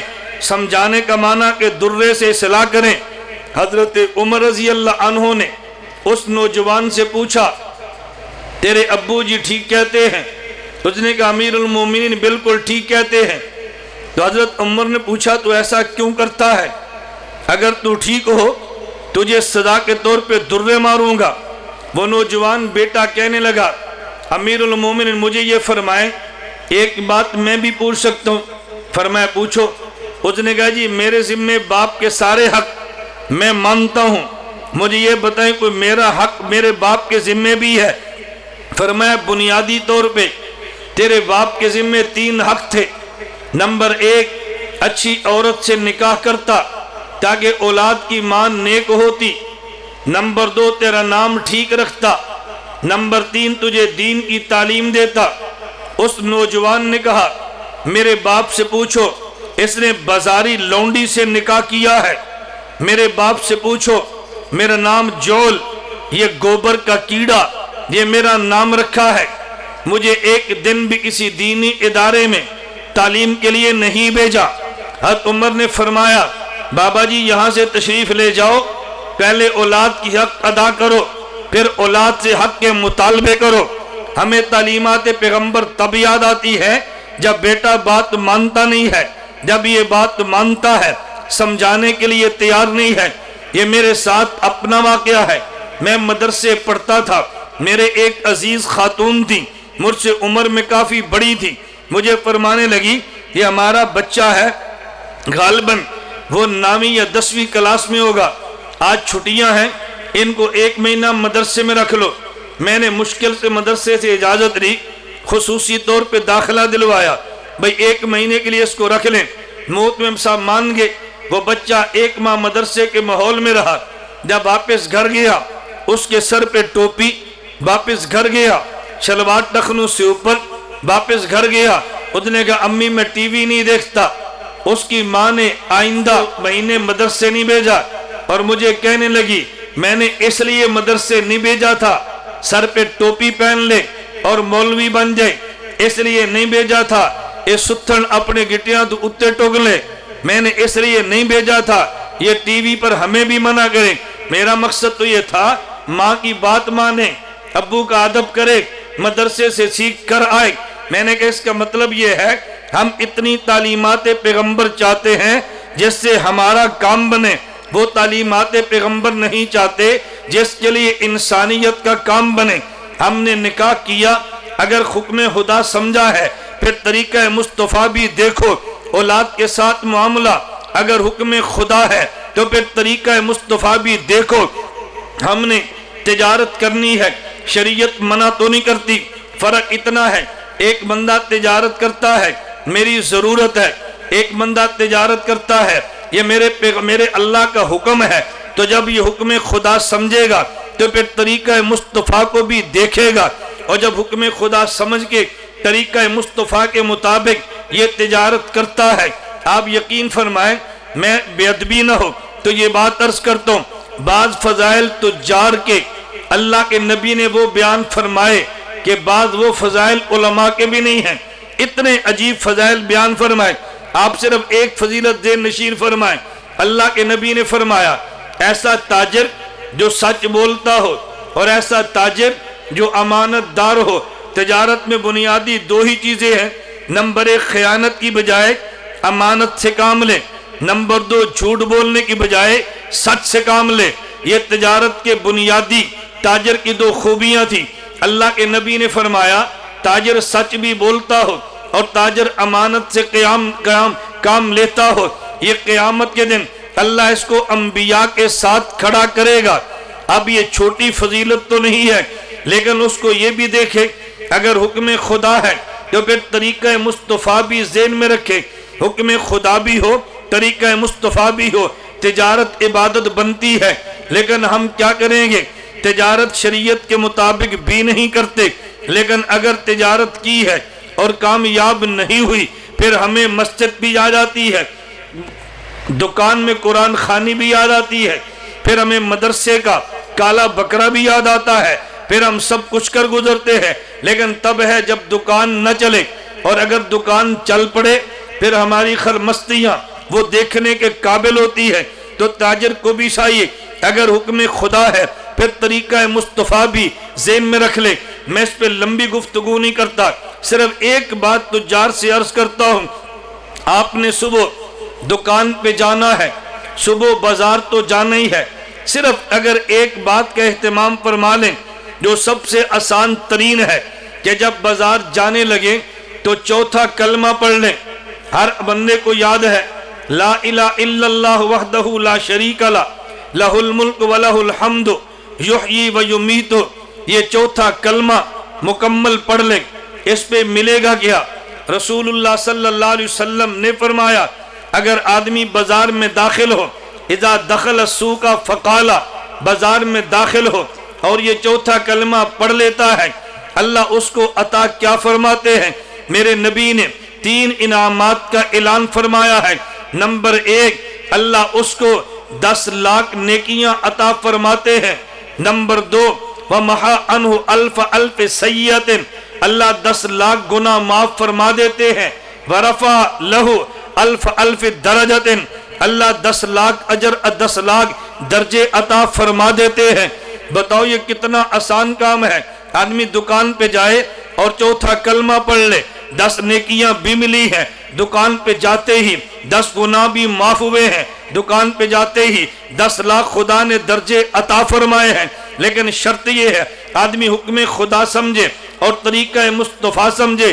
ہم پوری زندگی گزاریں، میں شارٹ کٹ بات کرتا ہوں، ہم پیدائش سے لے کے موت تک اپنی جتنی زندگی ہے ہم مسلمان ہونے کی حیثیت سے تعلیمات پیغمبر کا خیال کر لیں۔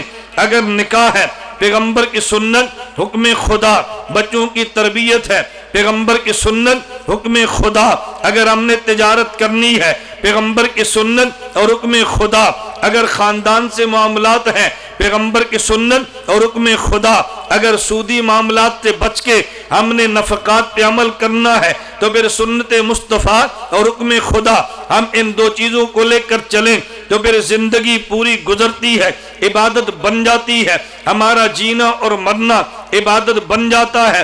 آخر میں انسان کی موت کا وقت جب آئے تو آدمی کے سامنے جنازہ ہے، کم از کم آدمی اس موقع پر اس بات کا خیال ضرور کر لے کہ یہ آخری موقع ہے، میت کے ساتھ میرا یہ آخری تعلق ہے، آدمی دنیا سے جانے لگا ہے۔ اس وقت بھی ہمارے یہاں 2 قسم کے لوگ ہیں، بعض وہ ہیں جو میت کے مرنے پر بھی اپنی خواہشات کا خیال کرتے ہیں، اپنی ناک کا خیال کرتے ہیں، اپنی برادری پہ توجہ دیتے ہیں، لیکن میت کو ضرورت اس بات کی ہے، اس بات پہ توجہ دینے کے لیے قطعاً تیار نہیں ہے۔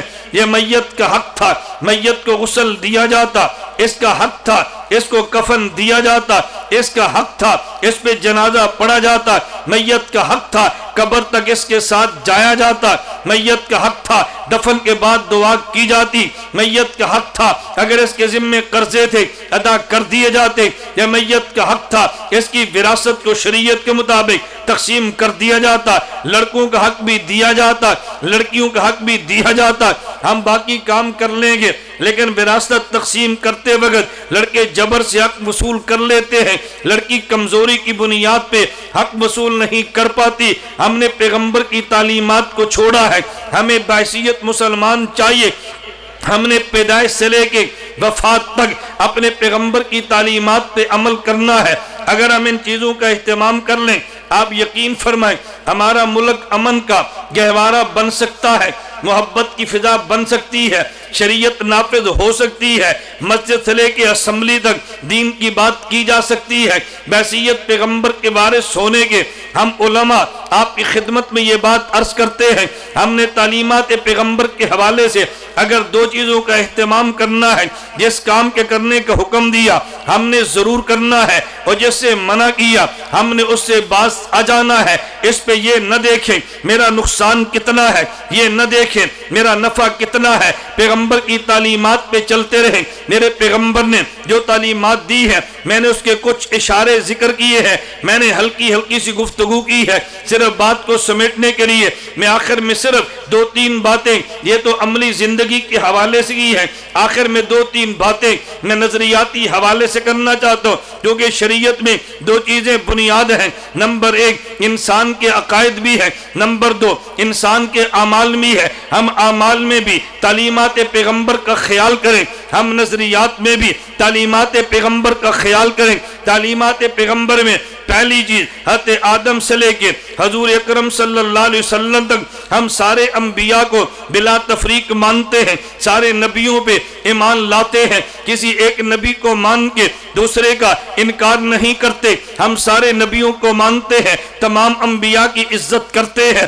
تمام انبیاء کا احترام کرتے ہیں، اور پیغمبروں میں سے کسی ایک کی بھی توہین کو ناقابل معافی جرم سمجھتے ہیں، کسی ایک پیغمبر کی توہین کو بھی ہم کفر و ارتداد سمجھتے ہیں۔ ہم سارے انبیاء پہ ایمان لاتے ہیں، خدا نے جتنی کتابیں نازل فرمائی ہم ساری کتابوں کو مانتے ہیں، لیکن रहनुमाई के लिए कुरान करीम को आखिरी किताब मानते हैं। तौरात अपने मौके पे बजा है, इंजील अपने वक्त में दुरुस्त है, ज़बूर अपने दौर में बिल्कुल ठीक है, सहीफे अपने दौर में बिल्कुल बजा है, लेकिन क़यामत तक रहनुमाई के लिए आखिरी किताब कुरान करीम की है। हम इस पे ईमान रखते हैं। मेरे पैगंबर पे जिनने ईमान लाए, पैगंबर के दौर में वो तीन किस्म के लोग हैं। नंबर एक असहाबे पैगंबर हैं, नंबर दो अज़वाजे पैगंबर हैं, नंबर तीन आले पैगंबर हैं। असहाबे पैगंबर, अज़वाजे पैगंबर, ये आले पैगंबर तीन कौन है? मेरे पैगंबर की तीन ख्वाहिशात हैं। इन तीन ख्वाहिशात को पूरा करने के लिए खुदा ने पैगंबर को तीन तबकात दिए हैं। हमारे नबी की एक तमन्ना ये है, अल्लाह जो दीन आपने मुझे दिया है ये पूरी दुनिया पे छा जाए, जो दीन मुझे दिया है पूरी दुनिया पे गालिब आ जाए, जो दीन मुझे दिया है ये दुनिया में आम हो जाए। मेरे पैगंबर की दूसरी तमन्ना ये है, अल्लाह मेरी निजी जिंदगी उम्मत तक बाहर आ जाए, मेरे घर की जिंदगी उम्मत को पता चल जाए, मेरी खलवत की जिंदगी जलवत बन के उम्मत के सामने आ जाए, ताकि लोग जलवत भी मेरी सुन्नत के मुताबिक गुजारते हैं तो खलवत भी मेरी सुन्नत के मुताबिक गुजारे। मेरे पैगंबर की तीसरी तमन्ना ये है कि अल्लाह ये मेरा दीन आम भी हो गया, मेरी घर की जिंदगी बाहर भी आ गई, मेरी ख्वाहिश ये है मुझे तेरे रास्ते में शहीद कर दिया जाए। मेरे पैगंबर की तीन तमन्नाएं हैं। खुदा ने तीनों तमन्नाओं को पूरा करने के लिए नबी को तीन तबके दिए हैं। नंबर एक असहाबे पैगंबर है, जिनने पैगंबर के दीन को पूरी दुनिया में फैला दिया है, मेरे पैगंबर के दीन को अदियाने बातला पे गालिब फरमा दिया है। नंबर दो पैगंबर को तबका अज़वाजे मुतहरात का दिया है, जो पैगंबर की घर की जिंदगी को बाहर पहुंचा रही है, पैगंबर के अंदर के हालात उम्मत को बता रही है। पैगंबर को तीसरा तबका आले पैगंबर का दिया है। मेरे पैगंबर की तमन्ना ये है कि दुनिया में, मेरे पैगंबर की तमन्ना मैं दुनिया में शहीद हो जाऊं, और कुफार की तमन्ना ये है अल्लाह के नबी को कत्ल कर दिया जाए। अगर पैगंबर कत्ल हो जाते हजूर की अपनी तमन्ना पूरी होती, लेकिन कुफार की आंखें भी ठंडी होती। खुदा ने नबी की तमन्ना पूरी की है, कुफार की आंखें ठंडी नहीं होने दी। वो इस तरह पूरी की है, औलाद का कट जाना ये बाप का कट जाना है। औलाद हमेशा अपने बाप के जिस्म का जुज़ है, और आदमी को अपने मरने पे इतना दुख नहीं है जितना औलाद के कत्ल होने पे दुख है। हजरत हुसैन इब्न अली रज़ियल्लाहु अन्हु ये मेरे पैगंबर के लख्ते जिगर है। हजरत अली, हजरत हुसैन हमारे पैगंबर के जिस्म का टुकड़ा है। अल्लाह ने नबी को कत्ल होने से बचाया है। हजरत हुसैन शहीद हुए हैं। हुसैन का कट जाना मेरे नबी का कट जाना है। हजरत हुसैन का शहीद होना ये पैगंबर के कत्ल के मुतरादिफ है। हमारे पैगंबर सल्लल्लाहु अलैहि वसल्लम की तमन्ना, अल्लाह मैं तेरे रास्ते में शहीद हो जाओ। खुदा ने नबी को बचा के हुसैन इब्न अली ने कुर्बानी दे के मेरे पैगंबर की तमन्ना को पूरा किया है। मेरे पैगंबर की तीन तमन्नाएं हैं, दुनिया में दीन आम हो जाए, ये तमन्ना असहाबे पैगंबर ने पूरी की है। मेरी खलवत की जिंदगी बाहर पहुंचे, अज़वाजे पैगंबर ने तमन्ना पूरी की है, तेरे रास्ते में शहीद हो जाओ। पैगंबर की तमन्ना आले पैगंबर की सूरत में पूरी हुई है। हम तीनों को मानते हैं, अहले बैत भी ईमान है, अज़वाज भी ईमान है, पैगंबर के आप भी ईमान है। हम किसी एक का भी इनकार नहीं करते। जो एक का भी इनकार करे वो उम्मत को तोड़ता है, और जो सबको मान लेता ये उम्मत को जोड़ता है। असहाबे पैगंबर के बाद उम्मत में औलिया है। हम औलिया किराम को भी मानते हैं, औलिया किराम की करामात को भी मानते हैं, औलिया के कश्फ करामात को भी मानते हैं, औलिया को भी मानते हैं, औलिया की करामत भी मानते हैं। लेकिन हमारे पैगंबर की तालीमात ये है, हम वली की करामत को मानते हैं, लेकिन वली के खुदा से मांगते हैं। वली की करामत को मान के वली से नहीं, वली के खुदा से मांगते हैं। ये हमारे पैगंबर की तालीमात का हिस्सा है। मैं बताने ये लगा, नजरियाती तौर पे अंबिया भी सारे मानते हैं, आसमानी किताबों को भी मानते हैं, पैगंबर के असहाब व अज़वाज, हम पैगंबर के आले बैत को भी मानते हैं, पैगंबर के बाद औलिया को भी मानते हैं। उम्मत की रहनुमाई के लिए पैगंबर ने उम्मत को उलमा दिए हैं। हम उलमा को नबी का वारिस समझ के इन उलमा का एहतराम करते हैं, लेकिन उलमा के एहतराम का हरगिज़ माना यह नहीं है कि हम तंजीमी उमूर में, हम अपने इंतजामी उमूर में हुकूमत की बात भी मानते हैं। ये बात अच्छी तरह ज़हन में बिठा ले। एक मामला शरी उमूर का है, एक मामला इंतजामी उमूर का है। शरी उमूर कैसे चलाने हैं ये उलमा बताएंगे, इंतजामी उमूर कैसे चलाने हैं हुक्मरान बताएंगे। इनमें लड़ाई झगड़े की बात नहीं है। गुज़श्ता दौरे हुकूमत में हमारे 32 उलमाए देवबंद का वफद, इनके नुमाइंदा वफद की मुलाकात हमारे पंजाब के वजीर आला मियाँ शहबाज शरीफ साहब से थी। अल्लाह की शान ये है, उस गुफ्तगू में जामिया अशरफिया के मुहतमिम मौलाना फजल रहीम दामद बरकातुहुम भी थे। हजरत ने उलमा से फरमाया कि आज के इजलास में हम तर्जमानी के लिए और गुफ्तगू का हक मेरे बारे में हम इसको देते हैं।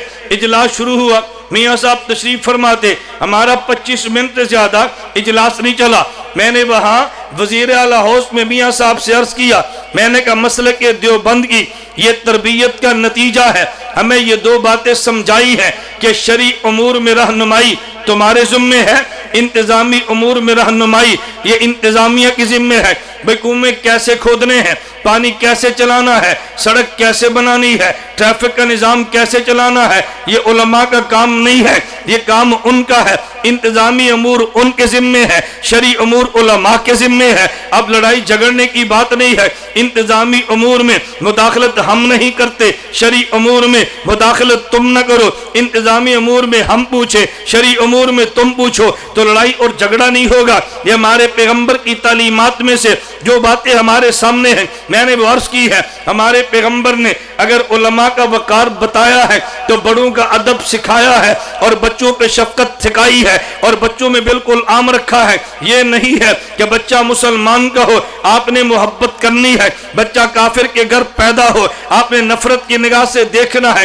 एक मामला बचपन का है, एक मामला जवानी का है, एक मामला कुफर का है, एक मामला आदमी की जात का है। मैं ये बात इसलिए कहता हूँ कि बच्चा वो बच्चा है, काफिर के घर पैदा हो तब भी बच्चा है, शफकत का मुस्तहिक है। अगर मुसलमान के घर पैदा हो ये भी बच्चा है और शफकत का मुस्तहिक है। अगर ये बच्चा स्कूल में आए तो फिर भी बच्चा है, अगर ये बच्चा मदरसे में आए तो फिर भी बच्चा है। अगर मदरसे का है हिफाजत उसकी भी हमारे जिम्मे है, अगर स्कूल का बच्चा है हिफाजत उसकी भी हमारे जिम्मे है।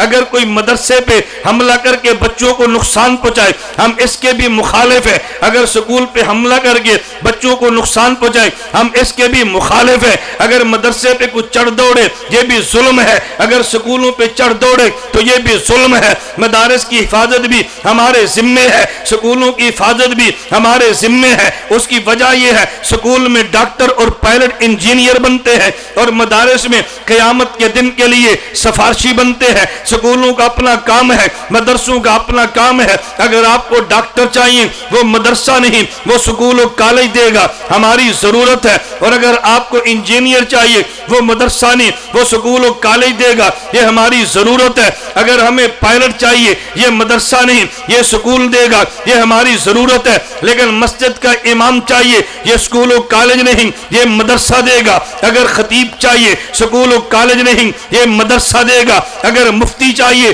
स्कूल और कॉलेज नहीं ये मदरसा देगा। दरसे कुरान चाहिए स्कूल और कॉलेज नहीं ये मदरसा देगा। दरसे कुरान प्रोफेसर के जिम्मे नहीं उलमा के जिम्मे है, दरसे कुरान डॉक्टर के जिम्मे नहीं ये उलमा के जिम्मे है। वो अपना काम करे ये अपना काम करे। मुझे इस पे याद आया अभी गुज़श्ता महीने मेरा बैरून मुल्क का सफर था, मुझे वहां पे एक पीएचडी डॉक्टर चंद एक जमा थे।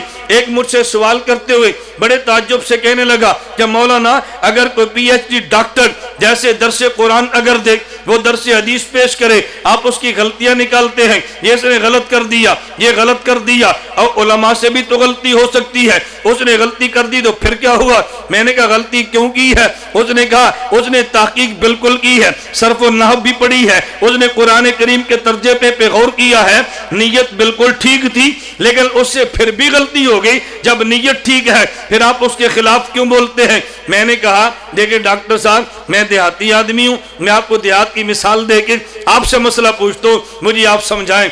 मुझे कहने लगे जी बताएं। मैंने कहा एक आदमी हमारे डेरे पर आता है और उसके पेट में दर्द है, उससे एक जिम्मेदार पूछता है भाई आपके पेट में क्यों दर्द है? आपको बड़े होकर पेट पे हाथ रख के चलते हैं। वो कहने लगा कि मेरे पेट में डॉक्टर कहते हैं जी कीड़े हैं इस वजह से दर्द है। वो जट कहने लगा ये तो मसला ही कोई नहीं, मैं अभी कल शहर गया मैं वहाँ से दवाई लेकर आया हूँ, जो कपास पे मारी तो कीड़े मर गए हैं, मैंने बाग पे फेंके तो कीड़े मर गए हैं, एक ढक्कन तू भी पी ले तेरे पेट के कीड़े मर जाएंगे। तो उसने एक ढक्कन को शरबत पी लिया, वो स्प्रे पी लिया, दवाई पी ली। मैंने कहा वो कीड़े तो नहीं मरे, खुद मर गया। मुझे बताएं इस जट के खिलाफ कोई कानूनी कार्रवाई भी होगी? मुझे कहा जी होगी, इसके खिलाफ तो पर्चा 302 का कटना चाहिए, इस अनपढ़ ने बंदा मार दिया है। मैंने कहा उसकी नीयत बिल्कुल ठीक थी, उसका ख्याल ये था कि ये जो दवाई है अगर ये बड़े बड़े कीड़े मार सकती है तो छोटे कीड़े मारना तो मसला ही कोई नहीं। उसकी नीयत तो बिल्कुल ठीक थी। मुझे कहने लगा मौलाना साहब हम ये नहीं देखेंगे चौधरी साहब की नीयत कैसी है, हम ये देखेंगे ये दवा देने का अहल भी था या नहीं। मैंने कहा हम ये नहीं देखेंगे कि डॉक्टर और प्रोफेसर साहब की नीयत कैसी है, हम भी देखेंगे तफसीर का अहल है या नहीं। हम नीयत को चैलेंज नहीं करते, हम अहलियत को चैलेंज करते हैं। नीयत अंदर का मामला है, इस पर हम कैसे फतवा दे सकते हैं। अहलियत बाहर का मामला है, हम इस पे बात करते हैं। जब हम खुल के स्कूल कॉलेज की तायीद करते हैं तो आप मदारिस की तायीद क्यों नहीं करते? हमने कहा अगर डॉक्टर चाहिए स्कूल कॉलेज है, अगर आपको प्रोफेसर चाहिए स्कूल कॉलेज है, अगर आपको इंजीनियर चाहिए स्कूल कॉलेज है, अगर आपको पायलट चाहिए ये स्कूल कॉलेज है, और अगर आपको इमाम चाहिए मस्जिद मदरसा, मुअज्जिन चाहिए मस्जिद मदरसा, खतीब चाहिए मस्जिद मदरसा, मुफ्ती चाहिए मस्जिद मदरसा, और सबसे बढ़ के अगर आपको निकाह खान चाहिए मस्जिद मदरसा, जनाजे के लिए इमाम चाहिए तो मस्जिद मदरसा। इससे अगली बात चाहता हूँ कि क़यामत के दिन जब बख्शवाने के लिए शफी चाहिए तो फिर मस्जिद मदरसा। अगर आपको यकीन ना आए, मैंने आज अपने गांव में जुम्मे के दिन अपने गांव वालों से मसला पूछा। हमारे 2 मैयतें थी, मैं उस हवाले से बयान कर रहा था। मैंने उनसे पूछा, मैं आपसे पूछता हूँ सरगोदा के दोस्तों, आप मेरी रियायत किए बगैर मुझे बताओ आज तक कोई आप ऐसा वाक़या पेश कर सकते हैं कि आदमी के घर में इंतकाल हो, बुजुर्ग फौत हो जाए और कोई आदमी मस्जिद और मदरसे की बजाय स्कूल या कॉलेज जाए? हमें कोई बच्चा दो जो यासीन पढ़े, हमें कोई टीचर दो जनाजा पढ़ा दे, हमें कोई बंदा दो जो उसकी कब्र पे दुआ मांग ले। कभी आप गए हैं? जब भी जाएंगे मदरसे में जाएंगे। इसका माना यह है कि मौत के बाद की ज़रूरतें ये स्कूल और कॉलेज पूरी नहीं करता, मौत के बाद की ज़रूरतें ये मस्जिद और मदरसा पूरी करता है। जब तक हम जिंदा हैं हमें डॉक्टर चाहिए, मौत आ जाए अब डॉक्टर नहीं चाहिए। जिंदा हैं केस बन गया हमें वकील चाहिए, मर गए अब हमें वकील नहीं चाहिए। तो जब आदमी जिंदा है तो डॉक्टर चाहिए, जब मर जाए तो फिर सिफारिशी चाहिए। आदमी जिंदा है इसे वकील चाहिए, अगर मौत आ जाए तो फिर सिफारिशी चाहिए। तो जब तक जिंदा है वो जिंदगी के लिए डॉक्टर और वकील ये स्कूल और कॉलेज देता है, और जब मौत आ जाए तो फिर सिफारिशी स्कूल और कॉलेज नहीं फिर मदरसा देता है। स्कूल और कॉलेज भी ज़रूरत है और मदरसा भी ज़रूरत है। इसलिए जो स्कूल कॉलेज में बच्चा पढ़े वो भी हमारा बच्चा है, और जो मदरसे में पढ़े वो भी हमारा बच्चा है। अगर वहाँ पे गोली लगे फिर भी हमें दुख होता है, यहाँ गोली लगे फिर भी दुख होता है। इसलिए हम तालीमात पैगम्बर कॉन्फ्रेंस के हवाले से अल्लाह के नबी का इरशाद पेश करता हूँ, फरमाया मल्लम यरहम सगीरना कबीरना फलैसा मिन्ना। जो आदमी छोटों पे रहम न करे और बड़ों की इज्जत न करे उसका मुझ मोहम्मद से कोई ताल्लुक नहीं है। बच्चा बच्चा है, वो मदरसे का हो तब भी है, स्कूल का हो तब भी है। इसलिए हम इस कॉन्फ्रेंस में अगर पेशावर के स्कूल में बच्चे ज़बा हों हम उसकी भी मजम्मत करते हैं, और अगर किसी मदरसे में बच्चा ज़बा हो हम उसकी भी मजम्मत करते हैं। वो भी हमारा बेटा है, ये भी हमारा बेटा है, हम उसके भी वारिस हैं, इसके भी वारिस हैं, हम सब के बारे से सब हमारे हैं। और हम तो बड़ा खुलेआम ये बात कहते हैं भाई मदारिस के लिए आपको कतन परेशान होने की ज़रूरत नहीं है।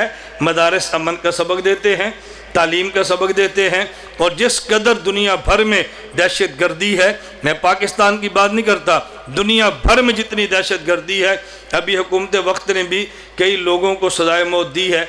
आप उनमें से भी देख लो कि मदरसे के तालिब इल्म कितने थे, आप देख लो मदरसे कितने, मदरसे का वहाँ भी कोई नहीं निकलता, जो पकड़ा जाता है कोई मदरसे का नहीं निकलता। मैं इसलिए बात अर्ज़ करता हूँ हम पैगम्बर की तालीमात के पाबंद हैं, और हम तालीमात पैगम्बर से दाएँ और बाएँ हटने के लिए हरगिज़ तैयार नहीं है। अल्लाह रब्बुल इज़्ज़त हम सबको इस बात का अहतमाम करने की तौफीक अता फ़रमाए, और हमें करना भी चाहिए तालीमात पैगम्बर के हवाले से। मैं ये बात इसलिए अर्ज़ कर रहा हूँ हमें करना भी चाहिए। क्यों? हुजूर की तालीमात पे अमल करना یہ پیغمبر پہ احسان نہیں ہے صلی اللہ علیہ وسلم، یہ ہماری ضرورت ہے، یہ ہماری ضرورت ہے۔ میں نے شروع میں آپ سے عرض کیا تھا، آپ کو یاد ہو کہ میں رب العالمین سے افتتاح کیا ہے، رحمت للعالمین سے ابتدا کی ہے۔ میں اسی بات کو اختتام پہ پیش کروں گا، یہ نقطہ اب ذہن نشین فرما لیں۔ اللہ رب العالمین ہے، اس کے نبی رحمت للعالمین ہے، تو رب العالمین، مصطفیٰ رحمت للعالمین، اس کی وجہ اور دونوں میں جوڑ کیا ہے؟ ہمیں اعتراف، ہم مجرم ہیں، ہم گناہ گار ہیں، ہم سے گناہ ہوتے ہیں، اور قانون کے مطابق شاید ہمارے گناہوں کی سزا یہ ممکن نہ ہو، اور قانون کے مطابق شاید ہماری نجات یہ ممکن نہ ہو۔ اللہ رب العالمین قیامت کے دن جو عدالت سجائیں گے وہ مالک یوم الدین بن کے لگائیں گے، اور مالک کی عدالت میں وکیل ہرگز نہیں آتا، مالک کی عدالت میں سفارشی آتا ہے۔ جج کی عدالت میں وکیل پیش ہوتے ہیں، اور مالک کی عدالت میں وکیل نہیں، سفارشی اور شفیع آتا ہے۔ قیامت کے دن اللہ عدالت لگائیں گے، مالک بن کے لگائیں گے، اور عدالت لگانے والے رب العالمین ہوں گے۔ اس رب العالمین کی عدالت میں ہمیں سفارشی چاہیے۔ کسی کے پاس سفارشی اپنا نابالغ بچہ ہے، وہ شفاعت کرے گا، ماں اور باپ کو جنت میں لے جائے گا۔ کسی کے پاس سفارشی حافظ قرآن ہے، سفارش کرے گا، 10 کو جنت میں لے جائے گا۔ کسی کے پاس سفارشی شہید ہے، سفارش کرے گا اور 70 کو جنت میں لے جائے گا۔ کسی کے پاس سفارشی عالم ہے، وہ سفارش کرے گا اور اپنے متبعین کو جنت میں لے جائے گا۔ ام المومنین امی عائشہ رضی اللہ عنہا نے پوچھا، شمائل ترمذی میں روایت موجود ہے، اللہ کے نبی من لم یکن لہ فرۃ، اے اللہ کے پیغمبر، اگر قیامت کے دن کسی بندے کے پاس کوئی سفارشی نہ ہو اس کا کیا بنے گا؟ اللہ کے پیغمبر فرمانے لگے، من لم یکن لہ انا فرۃ لامتی، اے میری عائشہ، قیامت کے دن جن کا کوئی سفارشی نہ ہو ان کا سفارشی میں خود محمد مصطفیٰ ہوگا۔ اب نقطہ سمجھیں، عدالت کس کی ہے؟ رب العالمین کی، تو سفارشی کتنا بڑا چاہیے؟ جیسے عدالت رب العالمین کی ہے، وہاں شفاعت رحمت للعالمین کی ہے، مالک رب العالمین ہے، اور وہاں پہ سفارشی رحمت للعالمین ہے۔ ہم رب العالمین بھی مانتے ہیں، رحمت للعالمین بھی مانتے ہیں، حکم رب العالمین کا ہے اور طریقہ رحمت للعالمین کا ہے۔ یہ ہماری ضرورت ہے، ان پر احسان نہیں ہے۔ بس دعا یہ فرمائیں اللہ تعالی ہم سب کو اللہ رب العزت کے احکام ماننے کی اور حضور اکرم صلی اللہ علیہ وسلم کی سنت اور آپ کے طریقے کے مطابق زندگی گزارنے کی توفیق عطا فرمائے۔ میری آپ سے آخر میں صرف 3 گزارشات ہیں۔ پہلی گزارش تو یہ ذہن میں رکھ لیں کہ ہمارے ہاں شہر میں مجاہد ختم نبوت ہم سب کے بزرگ حضرت مولانا محمد اکرم طوفانی صاحب دامت برکاتہم نے جہاں اور احسانات فرمائے، سچی بات یہ ہے کہ ان میں بہت بڑا بطور خاص سرگودہ اور بطور عام پورے پاکستان کے مسلمان پر احسان فرمایا کہ خاتم النبیین کے نام سے ہسپتال کی تعمیر شروع کی ہے۔ یہ صرف دل کا علاج نہیں ہے، یہ دل میں چھپے ایمان کا علاج ہے۔ یہ صرف دلوں کا علاج نہیں ہے، یہ ایمان کا محافظ ہے۔ اگر ہم چاہتے ہیں ہمارے مسلمانوں کا ایمان بچے، مسلمانوں کے ایمان کا تحفظ ہو، اور وہ آدمی جو علاج کی بنیاد پہ اپنا ایمان چناب نگر میں دے کر آتا ہے، ہم اگر یہ چاہتے ہیں ہمارا ایمان کا تحفظ ہو، تو میں آپ سب سے گزارش کروں گا، اب بھی اس پنڈال میں غلے موجود ہیں، ہر آدمی اپنی حیثیت کے مطابق اس میں فنڈ ڈالے۔ حضرت مولانا طوفانی صاحب فرما رہے تھے ہماری مشین آنے والی ہے اور ابھی اس پر 1.5 کروڑ کے لگ بھگ پیسے کی ضرورت ہے۔ فرمانے بھی رمضان میں تو لوگ دے ہی دیتے ہیں، رمضان سے پہلے نہیں دیتے، ہمیں کوئی رمضان سے پہلے مجھے فرماتے ہیں قرض کوئی بندہ دے دے ہم رمضان میں ادا کر دیں گے۔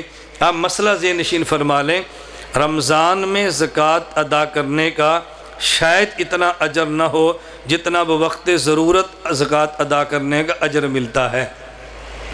مجھے سردی لگ رہی ہے، مجھے کپڑے آج چاہیے، میں دکاندار کپڑے والے سے کہتا ہوں مجھے یار ایک سوٹ دے دو، مجھے سردی لگ رہی ہے، کہتے ہیں مولانا صاحب روزہ چڑھنا زکات دی کرنڈی دیاں گے تینوں. بھائی میں رمضان میں زکات کی کرنڈی کیا کروں گا؟ مجھے بھی کھدر دے دو، مجھے تو اب ضرورت ہے. اس لیے رمضان میں بے شک زکات ادا کریں، ایڈوانس زکات ادا کرنے میں حرج نہیں ہے. اگر آپ فیس بک سے وابستہ ہیں تو حناب میڈیا سروسز یہ ہمارا پیج ہے، اس کو لائک کریں. اگر آپ واٹس اپ سروس لگوانا چاہتے ہیں تو جو بھی آپ وہاں کھولیں گے اس میں ہمارا واٹس اپ کا نمبر پاکستان کا الگ موجود ہوگا. پاکستان کا الگ ہے، ہندوستان کا الگ ہے، عرب ممالک کی الگ ہے، اور یورپ ممالک کے لیے الگ ہمارا واٹس اپ سروس چلتی ہے. میں یہ بات اس لیے کہہ رہا ہوں کہ آپ سرگودا کے حضرات کو پتہ بھی نہیں ہے کہ سرگودا سے کتنا بحمد اللہ تعالیٰ عقیدے کا کام دنیا میں کیا جا رہا ہے. گھر بیٹھے آپ مسئلہ پوچھنا چاہیں ahnafmedia.com ہماری ویب سائٹ ہے، وہاں پہ ای میل موجود ہے. گھر بیٹھے ای میل کریں اور اپنے گھر بیٹھ کے مسئلہ پوچھ لیں. 1 روپیہ بھی آپ کا خرچہ نہیں ہوگا. آن لائن مفتی موجود ہوگا، مسئلہ آپ کو گھر بیٹھے مل جائے گا. اس سے آسانی آپ کی خدمت میں ہم کیا پیش کر سکتے ہیں. باقی ابھی میں گزارش کروں گا تمام احباب سے تشریف رکھیں. حضرت مولانا محمد اکرم طوفانی صاحب دامت برکاتہم ہمارے آج کی کانفرنس کے صدر ہیں، تو صدارتی کلمات بھی ارشاد فرمائیں گے اور دعا بھی مولانا اکرم طوفانی صاحب ہی فرمائیں گے. اللہ ہم سب کو اپنے بزرگوں کی قدر کی توفیق عطا فرمائے. وآخر دعوانا ان الحمدللہ رب العالمین. دعا سے قبل بھائی کوئی بھی ساتھی نہ اٹھے، یہ بدمزگی بالکل آپ نے نہیں دکھانی. میرے دوستوں بزرگوں، میری باتیں تو آپ سنتے رہتے ہیں اور میں تقریباً کہ خدا دلوں کے پیچ جانتا ہے اور یہ علماء بیٹھے ہوئے ہیں. اللہ کی قسم میرے یقین کریں، میرے سن 58 میں یہاں آیا اور 80 میں جماعت میں گیا اور سرگودے میں بہت بیانات سنے، دل سے ہوئے. لیکن میں اللہ کی قسم اٹھا کے کہتا ہوں کہ جس طرح اللہ پاک نے آج ان کی زبان مبارک سے تعلیمات پیغمبر کے حوالے سے ہماری زندگی کے جو شعبے ہمارے سامنے آئے، اللہ تبارک و تعالیٰ ان کی عمر میں، ان کے علم میں برکت عطا فرمائے. میں نے 40-45 سال یہاں اس سرگودے میں اس طرح جامعہ مضمون کبھی نہیں سنا. اور اگر کسی نے تردید کرنی ہو کہ تو جھوٹ کہتا ہے تو کہ کھڑا ہوگا. یہ دیکھو اصل چیزیں یہ ہیں جو آج کل ہمیں کرنے کی ہے کہ ہم اپنی اولاد کی تربیت کیسے کرنی ہے، اپنی بچیوں کی تربیت کیسے کرنی ہے. اور یہ جھوٹ ہے کہ یہ مولوی جو ہے کہتے ہیں کالج میں نہ بھیجو، یہ مولوی کہتے ہیں سکول میں پڑھاؤ، ڈاکٹر بناؤ، ان کو استانیہ بناؤ. لیکن ساتھ ساتھ جو حضرت نے آج ہمیں یہ سبق دیا ہے، اس سبق کو جتنے علماء بیٹھے ہیں اپنی اپنی مساجد میں اس کو عام کریں اور لوگوں کو یہ بات سمجھائیں کہ بچہ جب 7 سال کا ہو تو اس کو قرآن حدیث سے تھوڑی سی واقفیت کراؤ اور پھر اس کے ساتھ ساتھ سکول پڑھاؤ. افسوس یہ ہے کہ بچہ 7 سال کا ہوتا ہے، 8 کلو کا بستہ گلے میں ڈال کر کے اس کو رکشے میں ڈال دیتے ہیں کہ چلو جی تھڑیدار صاحب. اس لیے آج کی باتیں میں مولانا کی جو بیان کی ہیں اللہ کی قسم موجودہ دور کے عین مطابق ہیں. اللہ پاک ان کے علم و عمل میں برکت عطا فرمائے. اور ہم ان سے گزارش کریں گے کہ اس طریقے سے جو تعلیمات پیغمبر کے حوالے سے جو مانع جامعہ اور مانع پروگرام انہوں نے ہمارے سامنے رکھا، انشاءاللہ ہم بھی ہر قسم کا تعاون کریں گے. ہر 3 مہینے کے بعد اس طرح ایک پروگرام ہونا چاہیے یا نہیں ہونا چاہیے؟ اب مولانا آپ کو کرنا پڑے، دعا کریں گے. اللہ پاک ان کی اس محنت کو قبول فرمائے اور اللہ پاک ان کے علم و عمل میں برکت عطا فرمائے. اور جو انہوں نے بیان کیا اس پر ہم سب کو عمل کرنے کی توفیق عطا فرمائے. اور جس طرح ہمارے ملک میں آج کل شر اور فساد چل رہا ہے، اللہ پاک اس کی حفاظت فرمائے. اور ہم اس ملک کے ساتھ محبت کرتے ہیں، ہمیں اپنے کابر نے یہی بات سکھلائی ہے کہ حب الوطن من الایمان، وطن سے محبت بھی یہ ایمان کی ایک علامت ہے۔ جو آدمی وطن کے ساتھ غداری کرتا ہے، پیارے رنگ میں یا دشمنی کے رنگ میں، کسی بھی رنگ میں، وطن کا جو آدمی دشمن ہے، اللہ پاک اس کو ہدایت دے۔ اگر اس کی قسمت میں ہدایت نہیں ہے تو اللہ پاک ان خبثاء سے پاکستان کی زمین کو محفوظ فرما دے۔